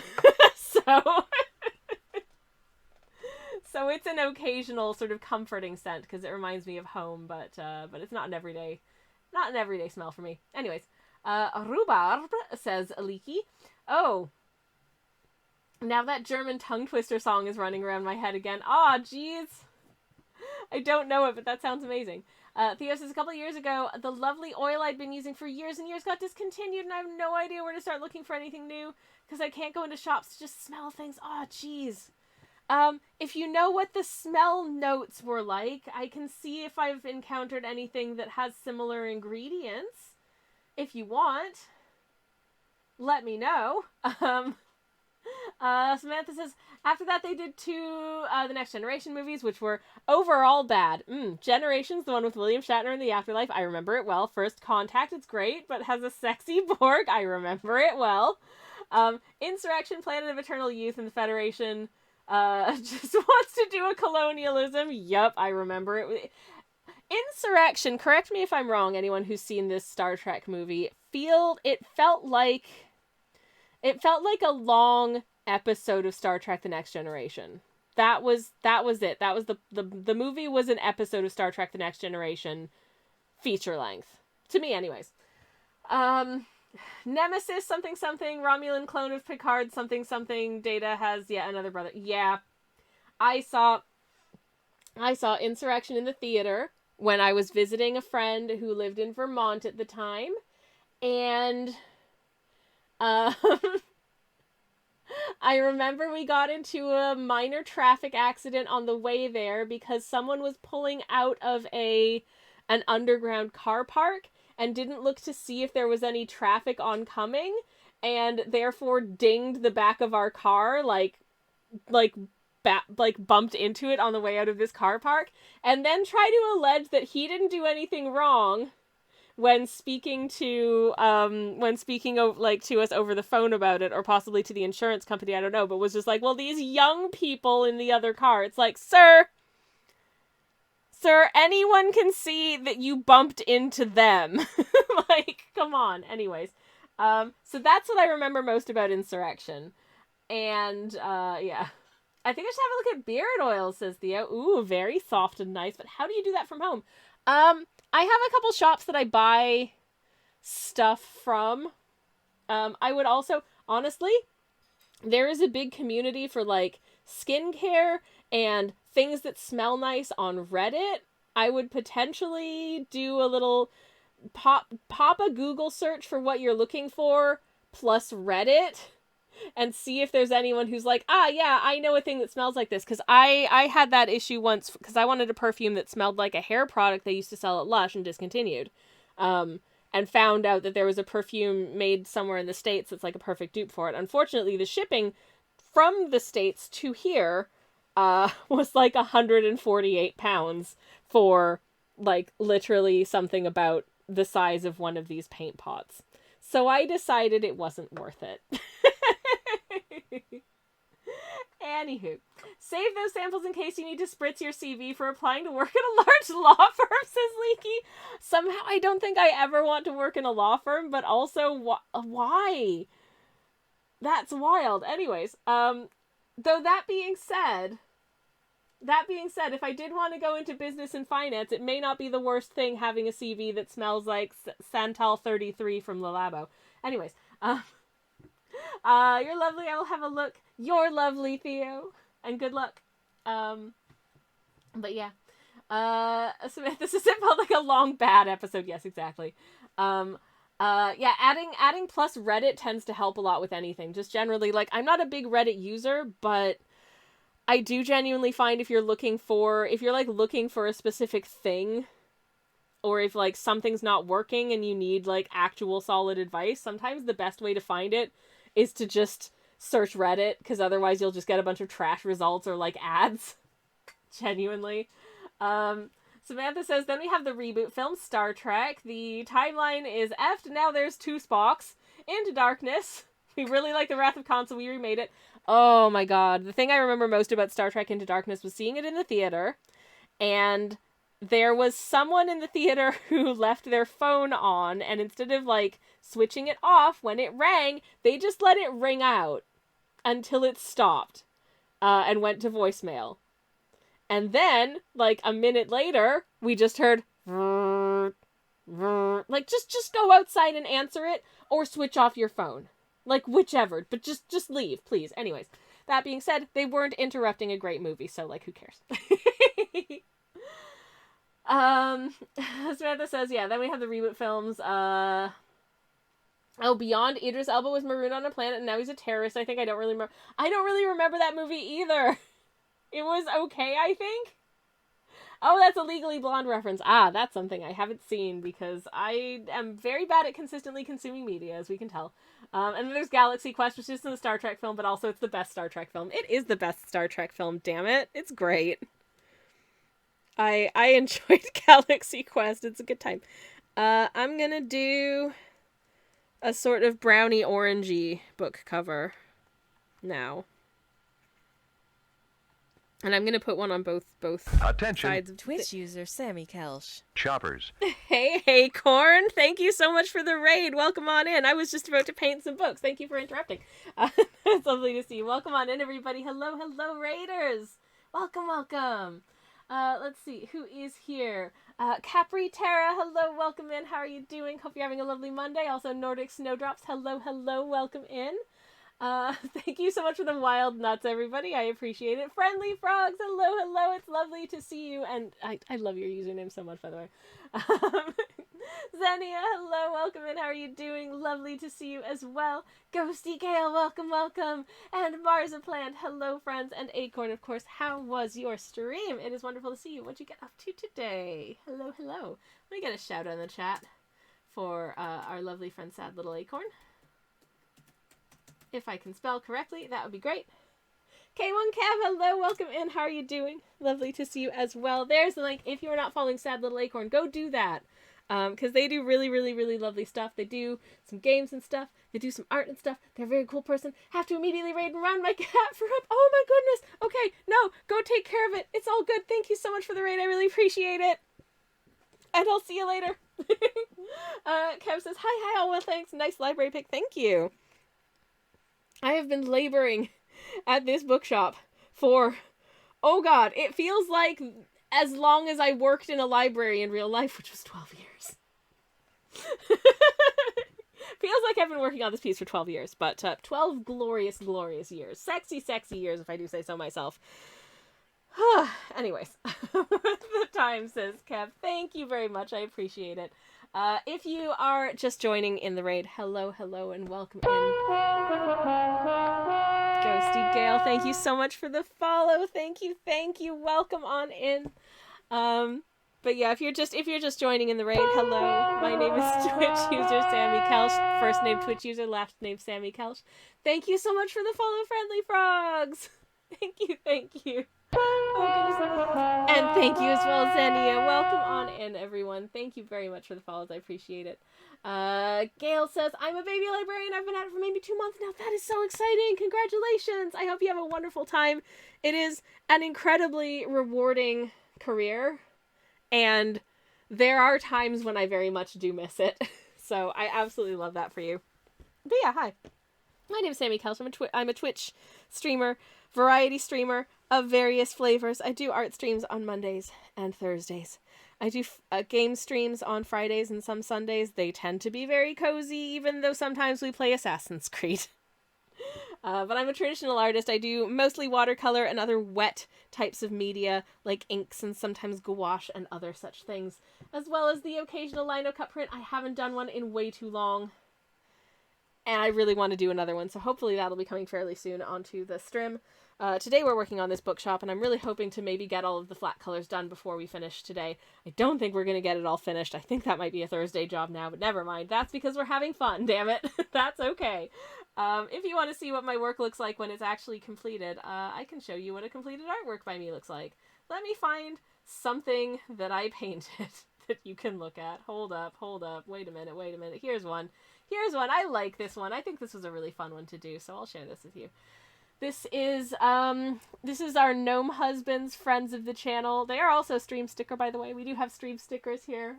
They are very silly, and I'm looking to add some more of them, so you've been forewarned, I suppose. But just a couple little guys having a nice little picnic, having a lovely time together. They're very sweet little buddies. Tiny little guys, as you can see, based on the size of the strawberry and the wildflowers around them. But yeah, that's the kind of shenanigans that we get up to here. They are a handsome pair, says Leaky. Oh, thank you very much. Thank you very much indeed. Geez. And yeah, so that's the kinds of things that we get up to here on stream. But today we're working on this booky situation. Stream stickers, asked Joe. I see. Yeah, it is a stream extension, a funky little silly feature that I am testing out at the moment. We're testing the waters with it, and I'm seeing what I would like to do with it. So there's a couple, but I really need to make some more. Anyways, but in the meantime, what I can do if I want to be a cheeky little so-and-so is Okay, now they have had to raid and run, but that doesn't mean we can't go creep on Sad Little Acorn's Instagram, which I shall, because if you're not familiar with their work, you should, because it is genuinely so charming. It is so charming, and I love to look at it. So I'm gonna share some with you because I can. Namely, get a load. Get a load of these absolute friends. Look at them. They're so cute. They're so cute. I love Acorn's style so much. It is just absolutely joyous to me to get to look at it. Look at this little grasshopper. I love him so much. Oh my goodness. This little snail is just saying, at my fucking limit. That is such a mood. Oh my god, it's such a mood. And get a load of this absolute long boy. It's such a long buddy. Hello. So stinking cute. Also, my mouse cursor is literally giving it a boop on the nose right now. I don't know if you can see my cursor, but I was giving it a boop on the nose. Oops. And then, oh, look at this absolutely sweet little buddy. So cute. So cute. Anyways, yes, if you're not following Acorn, you should go do that because, you're in for good times and absolute artistic treats. Anywho, moving on. I think I might do a super quick BRB because I've been sipping a lot of tea. So I should have a quick little break, but I will be back in like a minute. And in the meantime, you get to enjoy the BRB screen, which looks like this. I'll be back in a minute, and you're all breathtaking. Oh, shoot! The BRB song is muted. Let me unmute that so you have music to listen to. Back in a sec. There it is. Hello. And I indeed shall finish mixing up this color that I wanted to apply to some of these book covers. So this is mango right now. I'm gonna add a little bit of this burnt ochre. And then to that, I think I'm gonna go for, I almost never use yellowish black, but I think I'm gonna add a little yellowish black to it. Just so it's a little bit more, just to give it a little bit more depth and kind of mute it out a little bit. Oh, wow. Why did that turn it like green? Oh, no. Maybe I should have used the brown instead. Oh, no. Okay. I'm just going to have to add a ton more mango, I think, to kind of wake it back up, maybe. Oh, geez. That is not the color I was looking for. That is a little bit sick looking. Anyways, whilst I'm fixing that color, let me ask you a question, chat. What is for dinner tonight? What are you having for dinner? I am, like the absolute almost 40-year-old that I am, having a very, very kids menu meal, and I'm very excited about it. I also ever so slightly spilled my paint water. So let me grab a little bit of tissue. Colors. How do they work? Sometimes they work in ways that you don't necessarily predict, especially if you don't know what's going on with the pigments. Sometimes what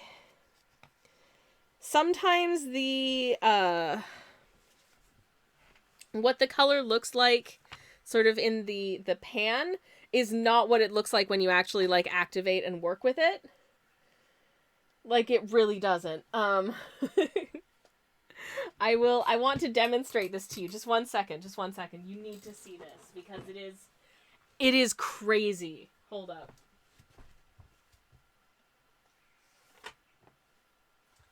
Okay.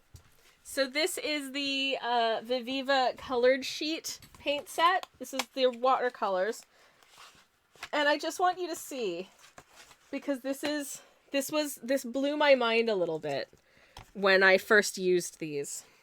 So this is the swatches of all of the paints in this set, but I want you to have a look at specifically this. It's kind of giving like a burgundy magenta-ness to it. Do you want to know what this looks like when you paint with it? Because I will tell you what this looks like when you paint with it. It looks like that. It does not look like this. It looks like that. How? The other one that is completely crazy, and I'm just gonna cover the name up so you can't see what the name of it's sort of a greenish gold. Right? That's like a greenish gold. No, it's purple. This, that, when it's wet. How?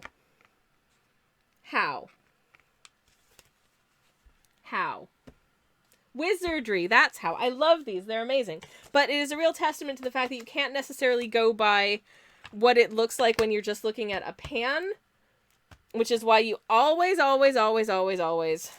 swatch. But also, importantly, what one color looks like in and of itself does not necessarily represent or reflect what it will look like when you mix it with another color, because sometimes the pigments will interact in ways that you did not expect or could have predicted. Sometimes they granulate together in weird ways. Sometimes one is just a lot stronger than another one. But yeah, I didn't know you painted, says Leaky. Hey, we've made some strides today. Not a large amount of strides, but we've made an amount of strides today. Hey. Anyways. Samantha says, I think ultimately the lesson here is that color is just a construct. Truly. I'm happy with this sort of dirty,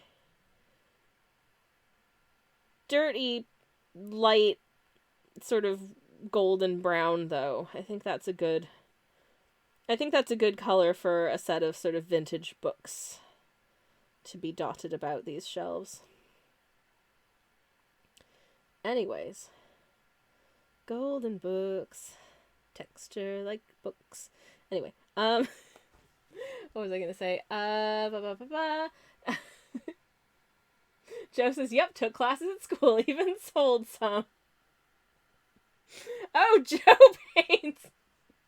When I retire, I'm totally... Oh, I missed Joe saying, when I retire, I'm totally painting again. Nice! You should do that. Yes. You should do it now. I want to see your paintings. If you have paintings to share, I would love to see it. Sorry, I thought in context that somebody was commenting on the fact that I spend so much time chatting on stream and only about a third of the time painting, which is also very, very valid of you if you were implying that, because yeah, what do you mean painting on an art stream? That's not allowed, right? Leaky says that exactly the song that popped in my head too. Yep. Golden book. Texture like book. Anyways, I once had that song play in a dream that I had, except that it was like... Attention. They were just singing about a different color. Choppers. Jam! Hello. Welcome in. Hello, Raiders. Hello, Jam. Thank you so much for the raid. How are you doing? Let me say hello to B-Raid, etc. Hi, Sammy. That is the nicest raid message I ever did see. Jam, how was your stream? It's lovely to see you. How'd you get on with the rain worlding? Welcome on in, everybody. Hello, hello. Hello, Ducky. Hello, Kirsty. Hello, Archimedes. Hello, Displaced Salad and Kiona and Spudgers and RX and Tals and Jam, of course, and Sarah and Harukio. Hello, friends. How are you doing? It's lovely to see you and welcome. Let me get a shout out in the chat for the lovely James. James B. Barrow. Dear friend of the channel, an absolute ray of sunshine, an excellent art person, game person, and just generally an excellent human being. Or human bee, if you prefer. No, that's weird anyways. Hey, Sammy says, Jam, I got on very well with things to say. Glad to hear you had a good Monday. Wonderful, wonderful. So many books. We're almost finished the books, Kirsty. Can you believe to learn? Can you believe to learn to know we're almost finished the books? Oh my god. We're not finished the painting, but we're almost finished the books. So that's something, right? A being, says Jam. Yes, exactly. Hello, Casa. Hello. Hello, Hybrid. Welcome in, friends. For anyone who's new here, hi. Allow me to introduce myself. My name's Twitch user Sammy Kelsh. I'm a variety streamer. I do cozy art streams semi-cozy, I don't know, fairly chaotic on Mondays and Thursdays. I do cozy game streams on Fridays and sometimes on Sundays, but not lately because my god, I've been busy. But I'm hoping to get back to doing Sunday streams soon. But in the meantime, we're working on this little bookshop today. We've been at this for, God, it's been 15 years, I swear we've been painting this one bookshop, but we'll get there. We'll get there real soon. This is the last week I'm working on this, I swear to gosh. Anyways, but lovely to see y'all. Welcome on in. Yeah, if there's any artwork you would like to share, I would love to share it with the class. If not, I would also love to have a little creepy creep on your Instagram. But I've got a terrible drawing time redeem to do first, so I shall do that in just a second. In the meantime, for anyone who is not familiar with my artworks, when I have done artworks, here's what one of them looks like when it's done. Let me find a painting that I finished. Here's a painting that I finished. It's this is Terry. Terry is a froggo and a mage, and a very sweet little guy. Here he is in his magic vegetable garden, just attending to his potato plants as you do. That's the kind of silly shenanigans that we get up to here quite a bit. Just dropping the Instagram. All right, let's go. Let me get another shout out for Jam in the chat because I can do two kinds of shout out. And then we'll go do a little creepo on the Instajam.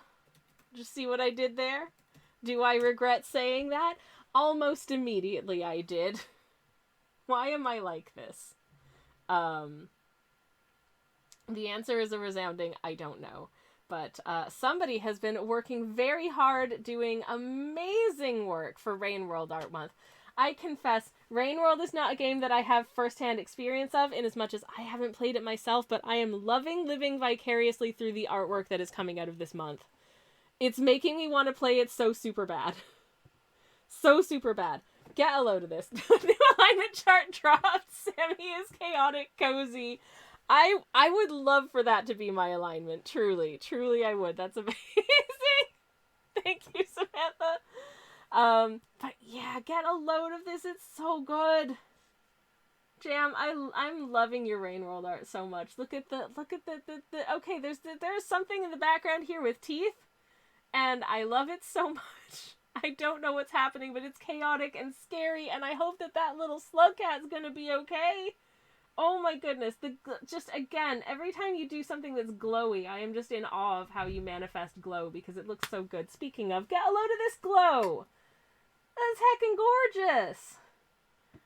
I love this so much. Oh, I love the caption for it as well. I've already liked this piece, but it says achievement the monk. The achievement passage artworks were a very memorable part of my first experience of Rain World. I like to pay homage to them in these prompts by painting them in my style. So here is the monk. I love this so much. It is so good. Like the textures and just the feeling of this piece is so gorgeous. And then get a load of this. This one is a little scary. If I was that little slug cat, I would be very spooky scared of this big creepy creature, but you have manifested itself. You've manifested it so well and captured that like menacing energy. Holy heck. I love it so much. Again, thank you so much for sharing your beautiful works with us, Jam. If you are not following James B. Barrow on all of the socials and the Twitch and all that jazz, go do that because you should, because Jam is great. So there. Anyways. They are such beautiful pieces in my unbiased opinion, says Kirsty. I wholeheartedly agree. And I am also very unbiased about it. Anyways, thank you again, Jim, for the raid. I really appreciate it. Thank you. Oh, gracious. I'm gonna finish these books today. Damn it. By hook or by crook, I shall. I have set myself the task, and the task is what I shall do. I need another color. And I just put brown down, but to be honest, I'm thinking maybe blue. Thinking maybe just like a straight ahead blue color might be in order. So I'm going to pick up some of this bright blue, which is much too bright in and of itself, but if I add a little bit of this from my... So I'm using two different paint palettes today, just in case you're wondering.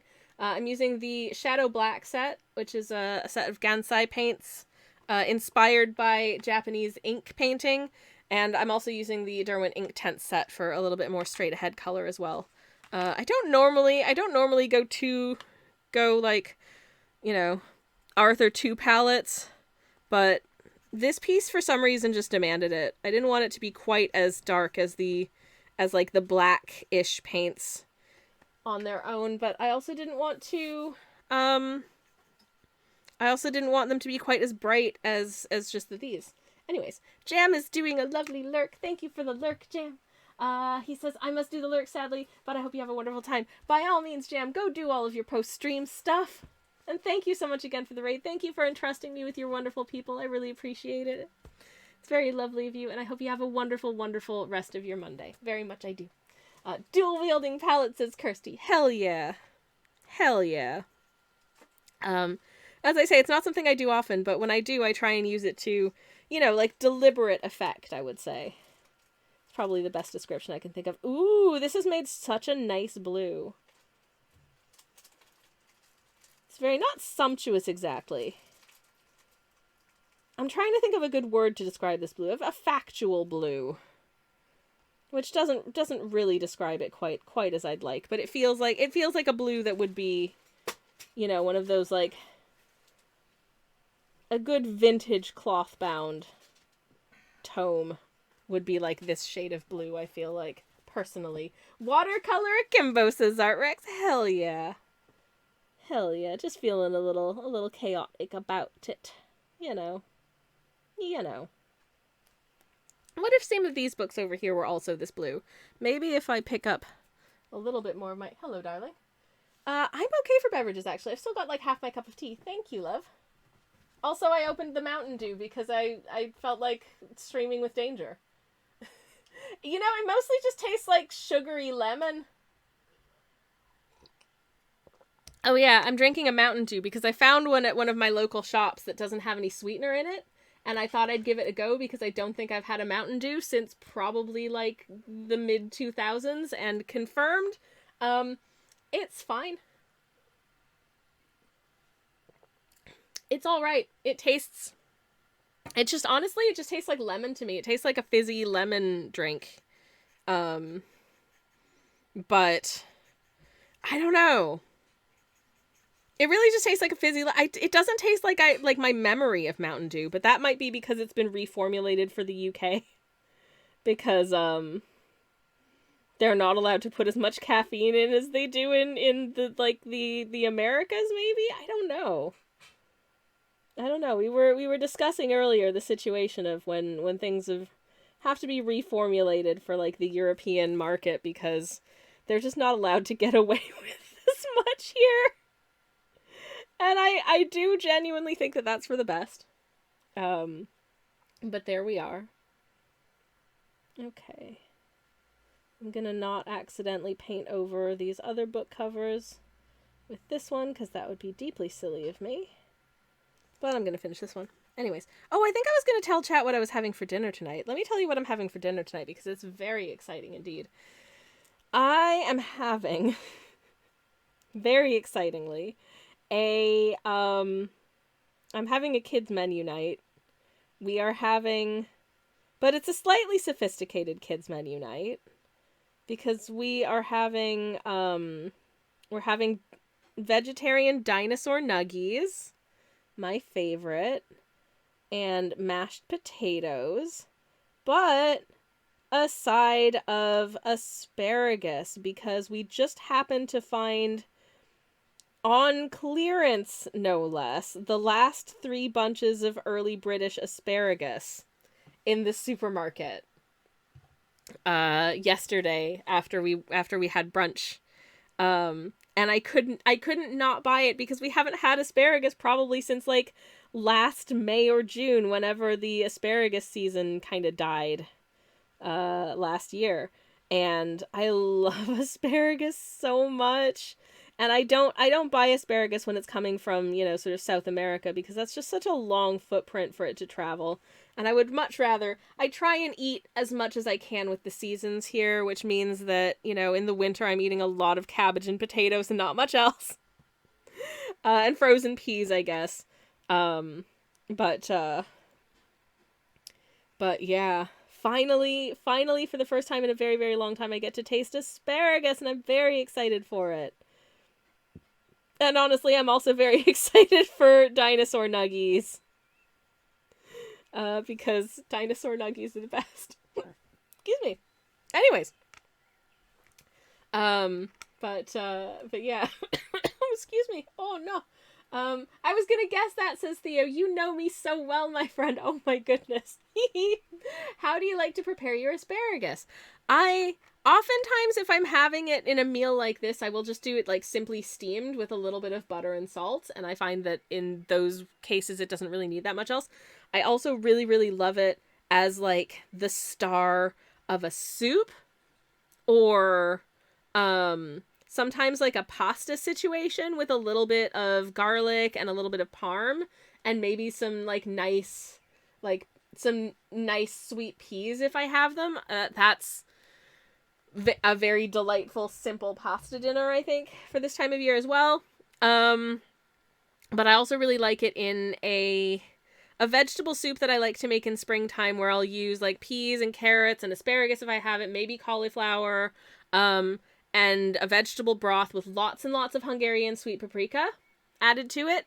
And I make these dumplings using a mix of plain flour and semolina and an egg and a little bit of seasoning, that then get added to the soup right at the very end. You bring it up to a boil, and then you just like plop spoonfuls of this dumpling batter in, and it makes these nice little sort of nice little dumplings, and it is just the most comforting soup. I'm not good at describing how it's made. I could try and quantify like the recipe better if anyone was like super curious, but yeah, that's pretty much it. And it's very good. Anyways, I see Artrex says Stofers launched a Swedish meatballs dinner, and I think I'm gonna have that. Ooh, hell yeah! We had, I think actually, was it this weekend? Or was it, no, it was the end of last week. We had a Swedish meatball dinner. As well, actually. We had the meatballs with mashed potatoes and gravy, and then a side of just an absolute butt ton of red cabbage. It was so good. So hell yeah, love that for you. I love a meatball dinner. Veggie meatballs because I am not a meat eater, but it's all good. But yeah. Samantha says, I will forever think that the makers of turkey/chicken dino nuggies are missing a trick by not advertising them as made from real dinosaur meat. I mean, chickens are basically dinosaurs, so they really should. That would be amazing and very funny, and I would like to see it. That would be so good. Oh my goodness. Please, dino nuggie makers, please do this. I would like to see it. Anyways, I'm going to do the last of the books on this side using this sort of goldish color. And then we will have painted all of the books. Ha! And then I might weep with joy. And then I will immediately start painting the floors, the houseplant, and the little guys at the back here, who've been waiting so patiently. My God, they've been on this one date for weeks. Can you believe to learn? These poor fellas. They've been waiting to go to the cafe next to the bookshop for weeks. They're starving. They have to, they probably need to pee. They probably want to tenderly hold hands, and they haven't been able to. He's just been staring at this one guidebook about birds for so long. I'm sorry, my little guy. We're almost there. We're in the home stretch, just about. Aw, jeez. This has taken, I think this is the longest paint I've ever taken on a painting on stream, which is kind of crazy. It really is. It's a very nice date to be on, says Theo. I think so. They think so. They're a sweet couple of little buddies. I haven't decided what city, what locality this bookshop's in. They've spent some time traveling to Japan. They've spent some time traveling to I think they've been to Denmark. I think they've definitely spent a lot of time in and around the greater Montreal area. I want to send them to New Zealand at some point, but that's going to be a larger undertaking and involve a lot of landscapes and feelings, so that's taking me some time. Anyways. But they'll get there. Maybe they'll get to look at some birds. Anyways. Okay. I think let me just triangulate here. I think I've painted every single book. Yay! Rex says, "When I'm with you, time stands still." Literally. Aw. Poor little buddies. There they are. Just patiently waiting. I mean, in case you're wondering what the hell I'm talking about, I have painted these. Oh, they've been to London as well, of course. Of course they've been to London. Silly me. In case you're wondering what I'm talking about, let me show you a little compilation of some of the adventures that these two little guys have been on, because there's been quite a few of them. Where was it? I posted a little compilation of them. So here's... Right, okay, so...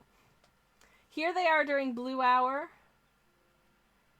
And... Here they are getting a coffee outside of the little coffee shop. Here they are tobogganing down a hill.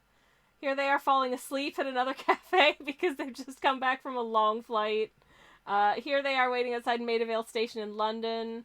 Here they are just having a nice, probably not that nice cup of coffee outside of a dépanneur in Quebec, rural Quebec, no less. Here they are having a little moment in their hotel. And here's the one we're working on right now. So, you know. Oh, they do a lot. They should celebrate with my terrible... Oh, damn! I missed your terrible drawing redeem. Did that happen when a raid came in? Because I feel like it did. So I'm going to do that now. I'm so sorry. Theo, thank you for reminding me. And yes, if I do miss a redeem because things get busy and I have an attention deficit, please remind me, because I don't want you to feel like I'm ignoring you or anything like that. You've used your channel points and you deserve the thing. So, for anybody who's new here, allow me to explain. Terrible Drawing Time is a phenomenon whereby for 5,000 channel points, I have 5 minutes or less to draw a character or concept if you're choosing from memory or sight unseen on the Terrible Drawing canvas. Here's the current iteration of it. The most recent thing that we drew is me as my old-timey mid-Atlantic accent self. I'm even holding an aw pretzels. So, yeah, that was the thing. Now, let me pop back through chat and try and find where it was so I remember what it was I was supposed to do. Snufkin with flowers on his hat holding an ACAB sign. Yes, absolutely. I love it. I love it so much. Okay. You know I love the Snufkin. You know I love the Snufkin. I own the Snufkin game. I've bought the Snufkin game. I haven't played the Snufkin game because I would love to stream the Snufkin game, but I have not had time this month. So... in a couple Sundays, I'd really like to do it. If y'all would be inclined to see that. But in the meantime, on the clock is 5 minutes starting now. I have to remember what Snufkin looks like. Oh, geez. I'm not annoyed, says Theo. Oh, good. Are feeling ignored at all? I waited until now because I wanted you to not lose your book painting flow. Oh, Theo, it's fine. And thank you very much indeed. You absolute human treasure. Okie dokie. Snufkin, I'm going to put over here with this orangutan because it's just this little... I enjoyed drawing that orangutan a lot. Does it look like an orangutan? I don't know. Right. Here's Snufkin's nose. And he's kind of... Oh, how am I going to do Snufkin's face? He's got a hat that kind of... He's got like a big old hat. And then he's got little eyes that you can just about see his big eyes beneath the brim of his big ol' hat. And he's kind of shy, so he's just gonna have a very little smile because he's kind of a shy guy. I did not give enough space for a hat of this size, so some of it may not be entirely visible under... It's kind of flopped over under long Bandicoot's foot. I'm so sorry. I definitely know what shape his nose is. He has a very distinctive nose. Silly little guy, thank you very much for the 3 stream steak. That's a lot of steak. I hope that much protein won't give you a tummy ache. Oh my goodness. Oh my goodness. You were one Snufkin game away from making the phrase meaningless just there. I don't know what I did. I honestly have no idea what happened. I never do. Flowers on his hat and holding an ACAP sign. Okay. Anyways. Right, so let me get some beautiful springtime blossoms happening on here. Got a little tulip type flower. Maybe a little daffodil. This isn't what a daffodil looks like, but let's just pretend. Maybe a little sort of magnolia. And then maybe some little cherry blossoms over here. Keeping it fresh and funky. That's what we're doing. Has he got a little, can you see his little ear? Maybe you can. You can see a little bit of his hair there. Actually, should I give him a little bit more hair? There, yeah, that's more like it. That's more like Snufkin's her. And then he's got his little scarfy-doo. He's wearing a little scarf. And he's got his little arms. And his little hands. And he's holding a big old sign. And it says, in unambiguous letters, slightly ambiguous letters, but you can tell what it says, because it's Snufkin. And he's got his little scarf there, and his scarf sort of draped over his shoulder, around the back like that. He's going to be wearing his little rucksack, because sometimes he's got a little rucksack, and why not? It's cute. And so he's got his rucksack on, and then he's got his little dress. And then his little legs go like so. And his little foots.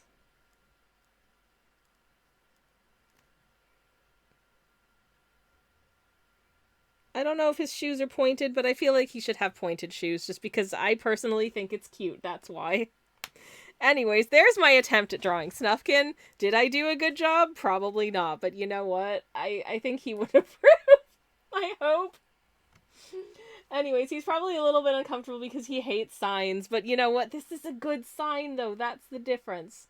Here he is. Yay! Be gay, do crimes, he says.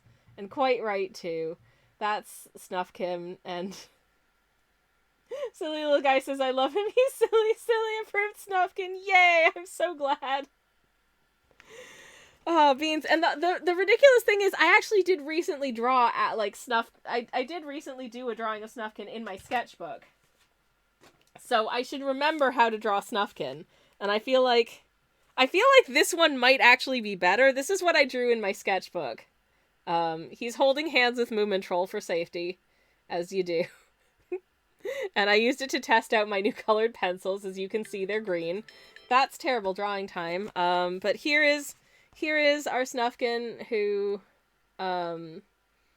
is saying, be gay, do crimes, and has flowers in his hat. I hope you like it. Oh no, I didn't get a screenshot. Would you be willing to hold them up again? You know, I could conceivably take a photo and post it in the Discord if you wanted. It'll probably be higher resolution, but I can also do that.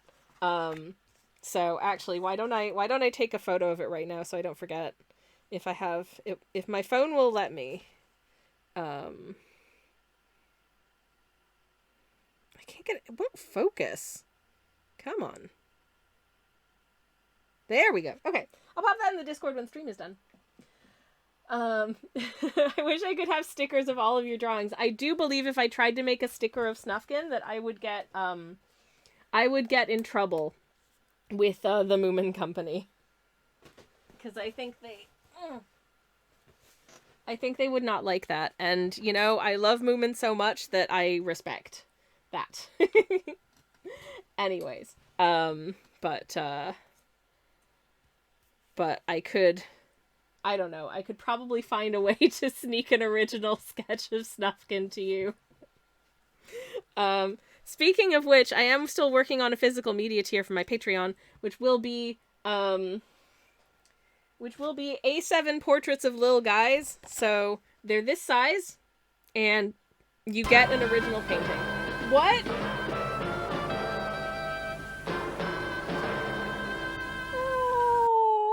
Oh hell yeah, Malemony just subscribed. I know how amazing Sammy is and I am happy see this stream. No. Thank you very much indeed. Hello, hello, how are you doing? It's lovely to see you. Thank you so much for the sub. I very appreciate it. 13 months. Oh my goodness, that is almost a year. That is almost a year. Can you believe to learn? Thank you very much indeed. Thank you, thank you. You absolute human being. Absolute treasure. Hello. Archon says, uh-oh, it's Mel, run. No, don't. No, don't. Uh-oh, it's Mel. Greet warmly and say hello. It's lovely to see you. That's what we do when we see a Mel in chat. Hell yeah. I would like to paint this little Potto, I think. I shall color in the actual pot. I think a fairly pale blue. And then I will put some nice fresh green for the planty bits. So let me see if I can make up a nice fresh plant green. I'm going to start with some of this kind of teal, which is 2 of a blue green. So I'm going to add some of the kiwi green to it. And just a touch of racing green so it's not quite so fluorescent. That feels like a good plant green. Okay, cool. Anyways. Is it seems suspicious, says Archon. Oh, jeez. Sammy's doing pot every... No! Kobe, no. Not since, like, my 20s, okay? Genuinely. And listen, you're all adults, so... I don't need to tell you what to do and not do. And whatever, you know, works for your body is a good.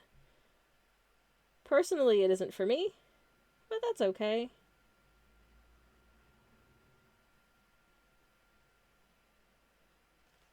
Anyways, just drawing this, do all the pot, the sunfish says. The sunfish is a very chill guy. I feel like the sunfish would be cool with the doing of the pottos. For sure, for sure. I just have a very weird disposition, and there are a lot of things that don't agree with my brain, I think. I like tea. Don't eat ceramic, says silly little guy. Yes, absolutely. Do not eat ceramic. Please do not eat ceramics. I would love to get back into making pottery. I think that would be extremely fun. I used to love, I did do some ceramics type stuff, sort of when I was younger and like in art classes and that kind of thing, and I had an amazing time doing it. So that's something I would certainly not hate to revisit, I feel like.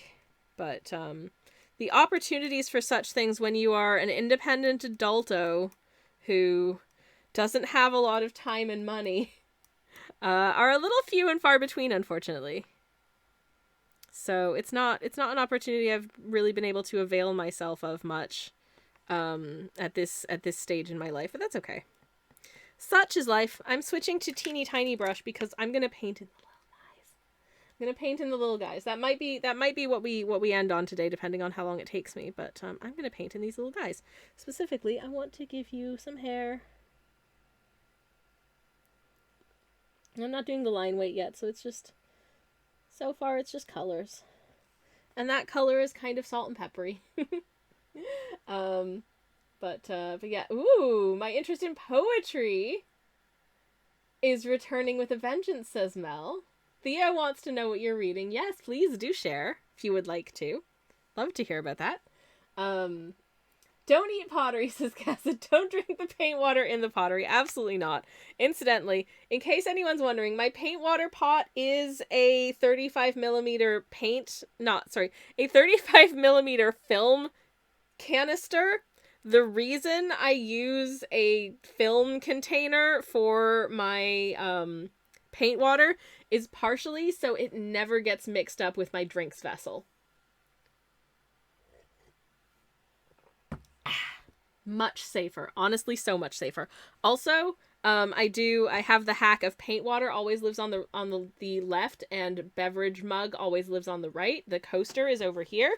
It is a very paint covered little raccoon that we bought many years ago from like an artsy things shop. Watercolor jungle juice, says silly little guy. No. Though sometimes when I've done a lot of really interesting paint colors, I've produced some very interesting paint waters, and I'm like, I wonder if I could just bottle this up and market it as like a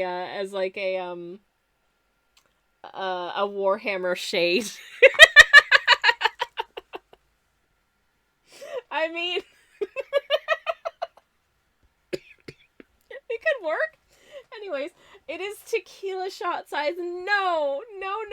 It's the perfect quarter holder for laundry and tequila shots, says Mel. I mean, it's true. I used to know a lot of people who kept their change in these back in the day. When people shot on 35 millimeter film besides me. I still do. I do it on the regular. I took some photos of some magnolia trees earlier this week because they have been in bloom. Very blessed with some lovely magnolia trees in the city I live in, and I have been, I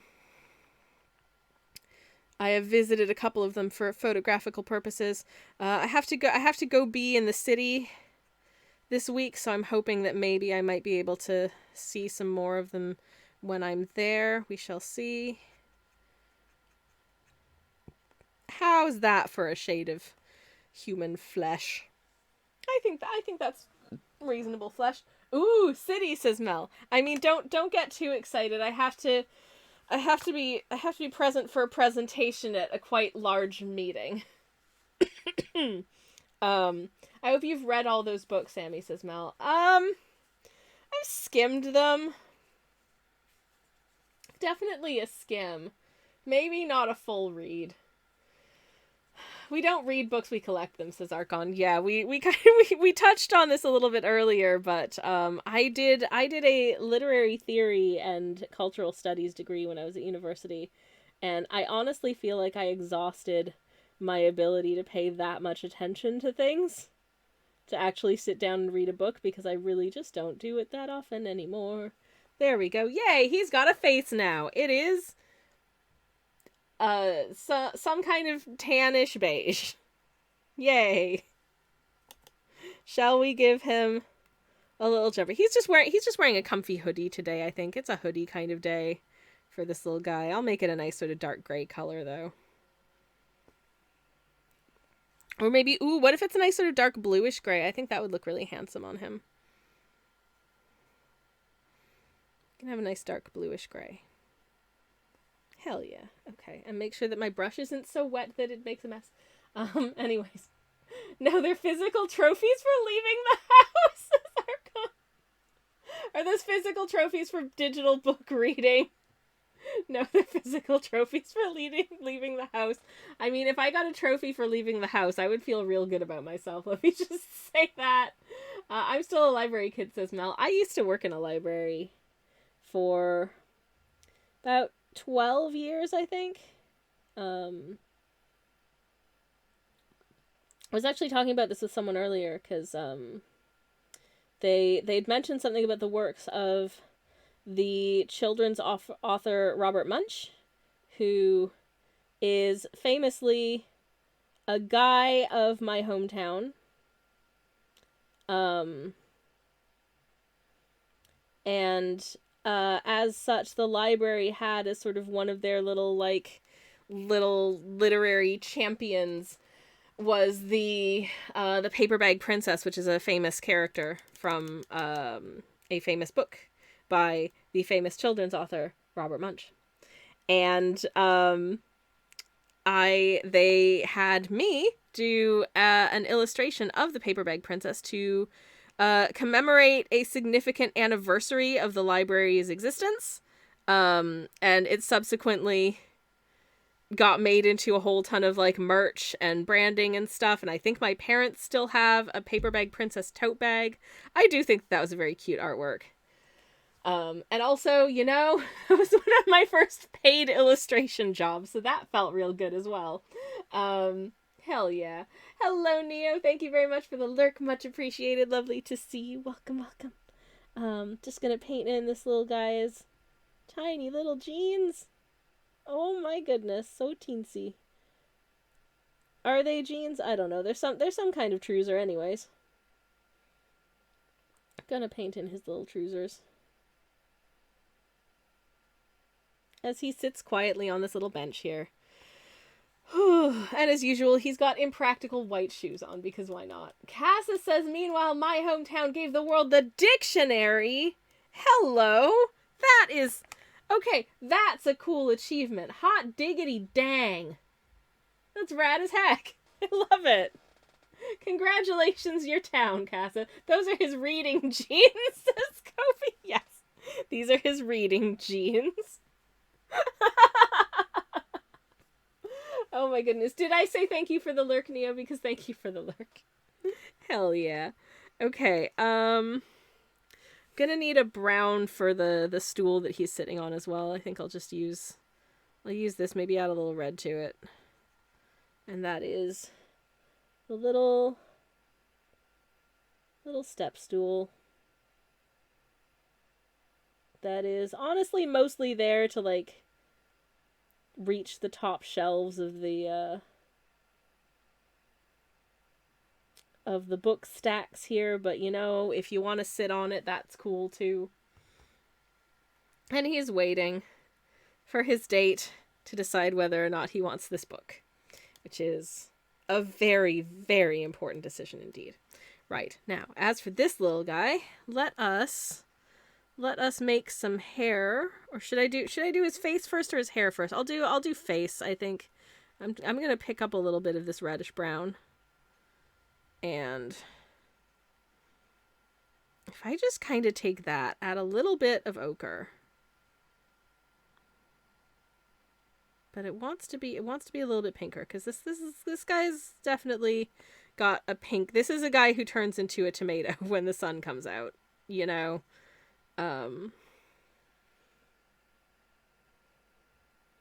So let's make sure we can see that, like so. And then on his little... Oh my god, I can't even see what I've sketched here. It's so tiny. There we go. His little forearms and his little face. Hello, Fletch.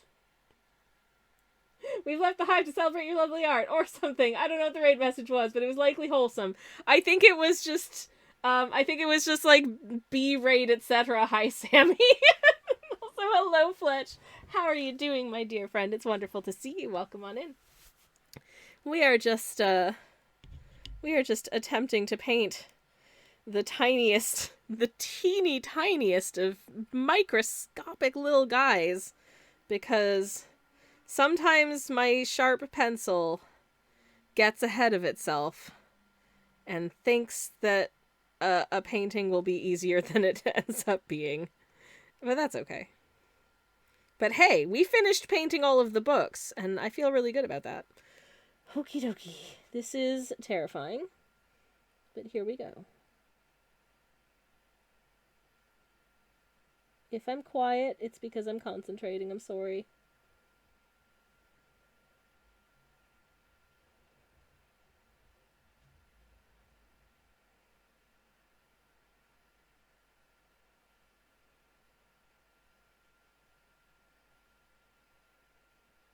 Because I would love for his hair to more or less make sense.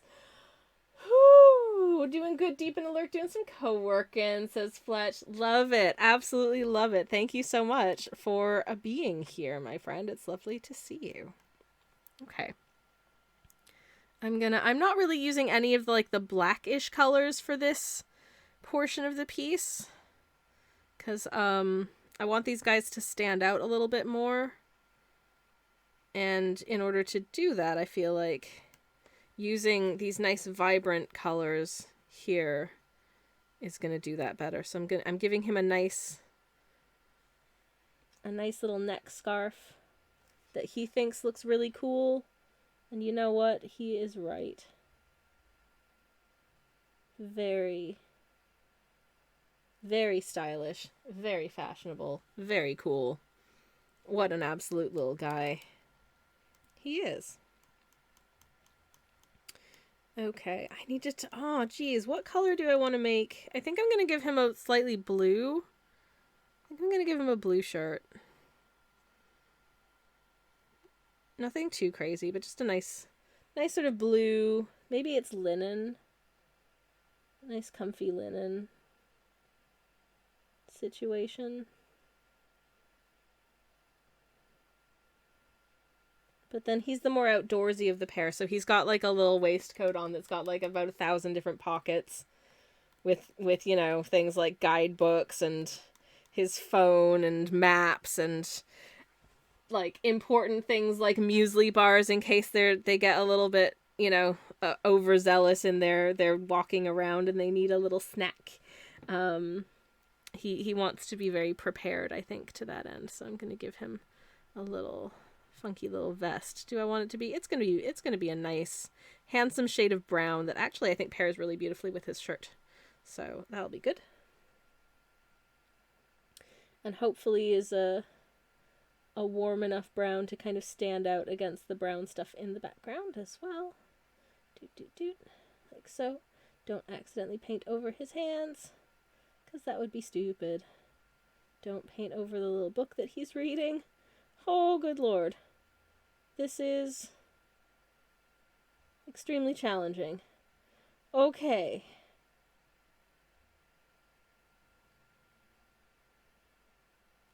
Okay, I think that's done. Oh my god, this is so scary. This is so scary. Did I color in the right bits? I think I did. Okay. And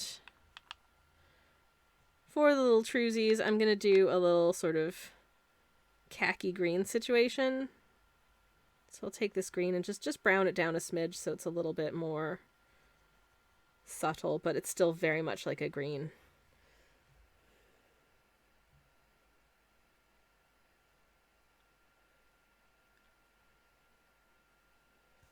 This is a guy who likes an autumnal palette, can you tell?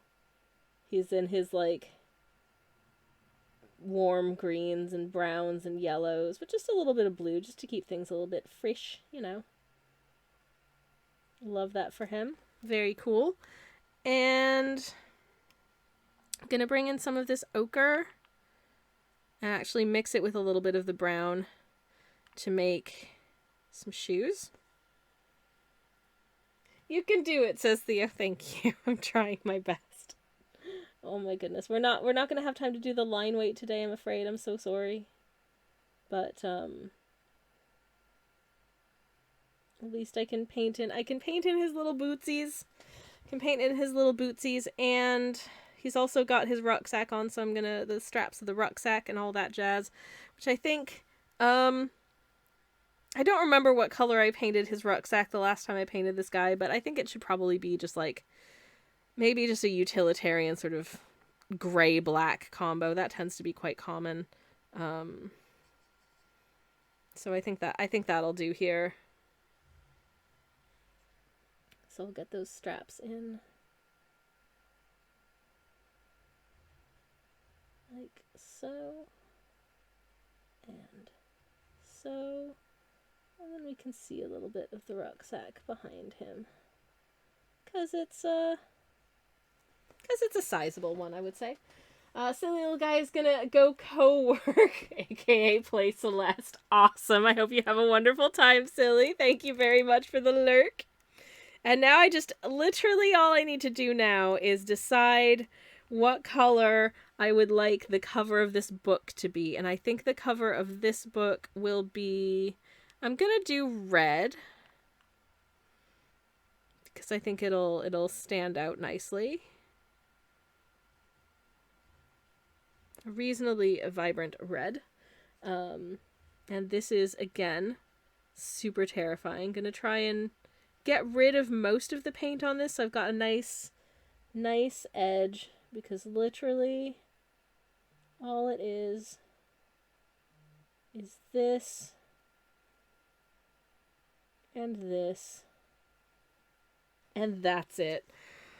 Oh, holy heckins. Oh my goodness, that was intense. Shall I finish with just a nice, easy-ish sort of brown wash of the floor? Because I think I maybe should, because that was a lot.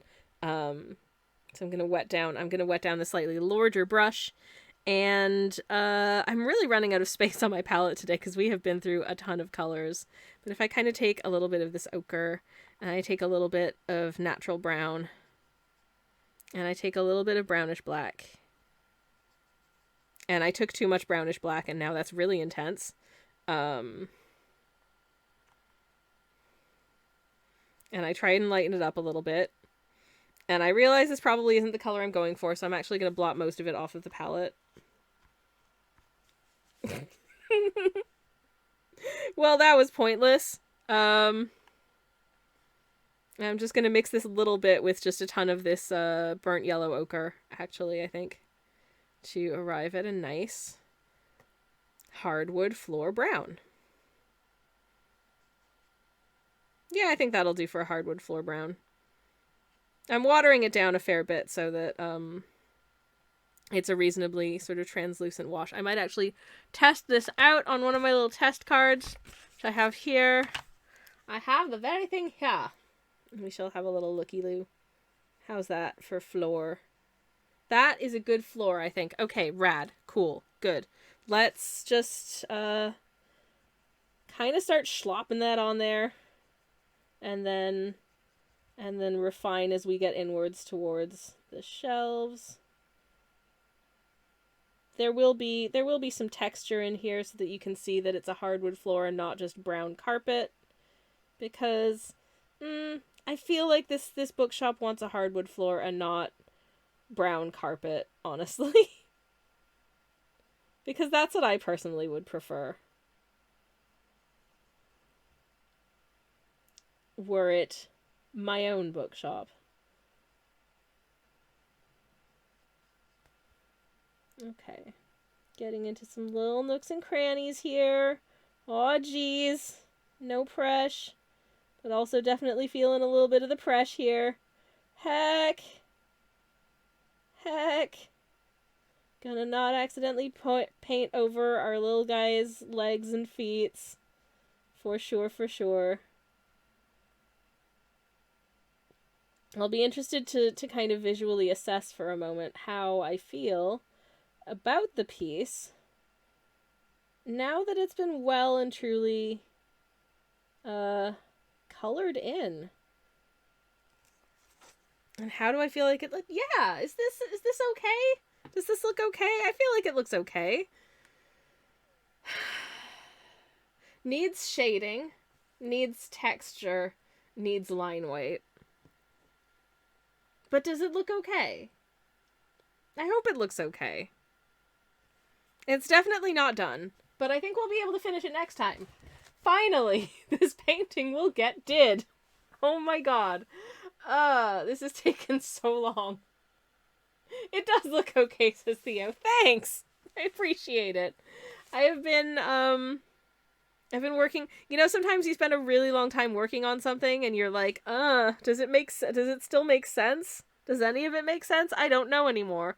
I feel like some line weight will help, kind of delineate what's happening here, and also, maybe get some shading in here and there where it feels like it would be appropriate. But, yeah, I'm feeling pretty positive about this piece. I think it's one of those pieces where it's like making a quilt. You spend a gazillion years working on something, and most people will just look at it and be like, oh yeah. It's thankless work, but the thankfulness comes from within, because personally, I'm really happy with the way that this is going so far. So that's the important thing. I'm going to see if there's anyone we can go do a raid on, because I need to go cook dinner. I'm, as I think I mentioned earlier, making vegetable dinosaur nuggies with mashed potatoes and some fresh asparagus, and I'm very excited about it.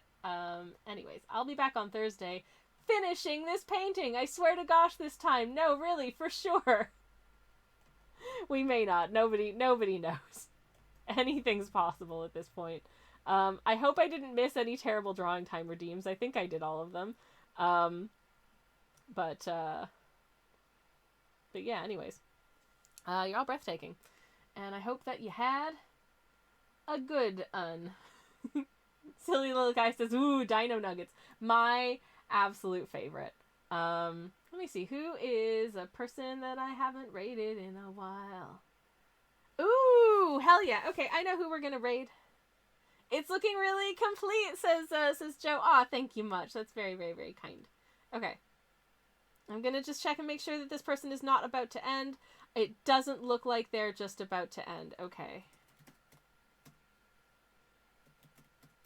Which is fantastic, because I don't think that I have raided the lovely Brandy in a while. So I'm going to send us in the direction of Brandy. I posted some of my art in your Discord, says Joe. Hell yeah. I'm going to pop a link to the Discord again in case anybody else does want to join.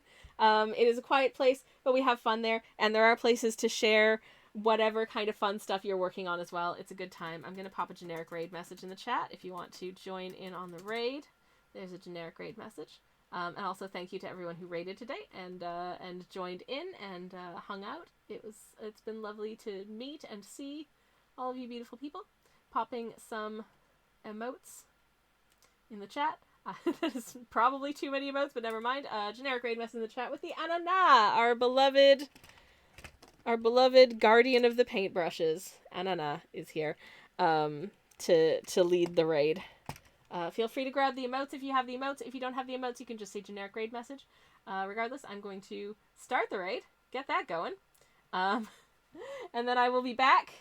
Oh no, Tom, I'm just about to raid, but hello, it's lovely to see you, albeit briefly. Massive case of the Mondays. It's lovely to see you, albeit momentarily. I hope you have a wonderful rest of your Monday as well, and it was nice to see you briefly. And to everyone else, thank you very much for hanging out with me again today as well.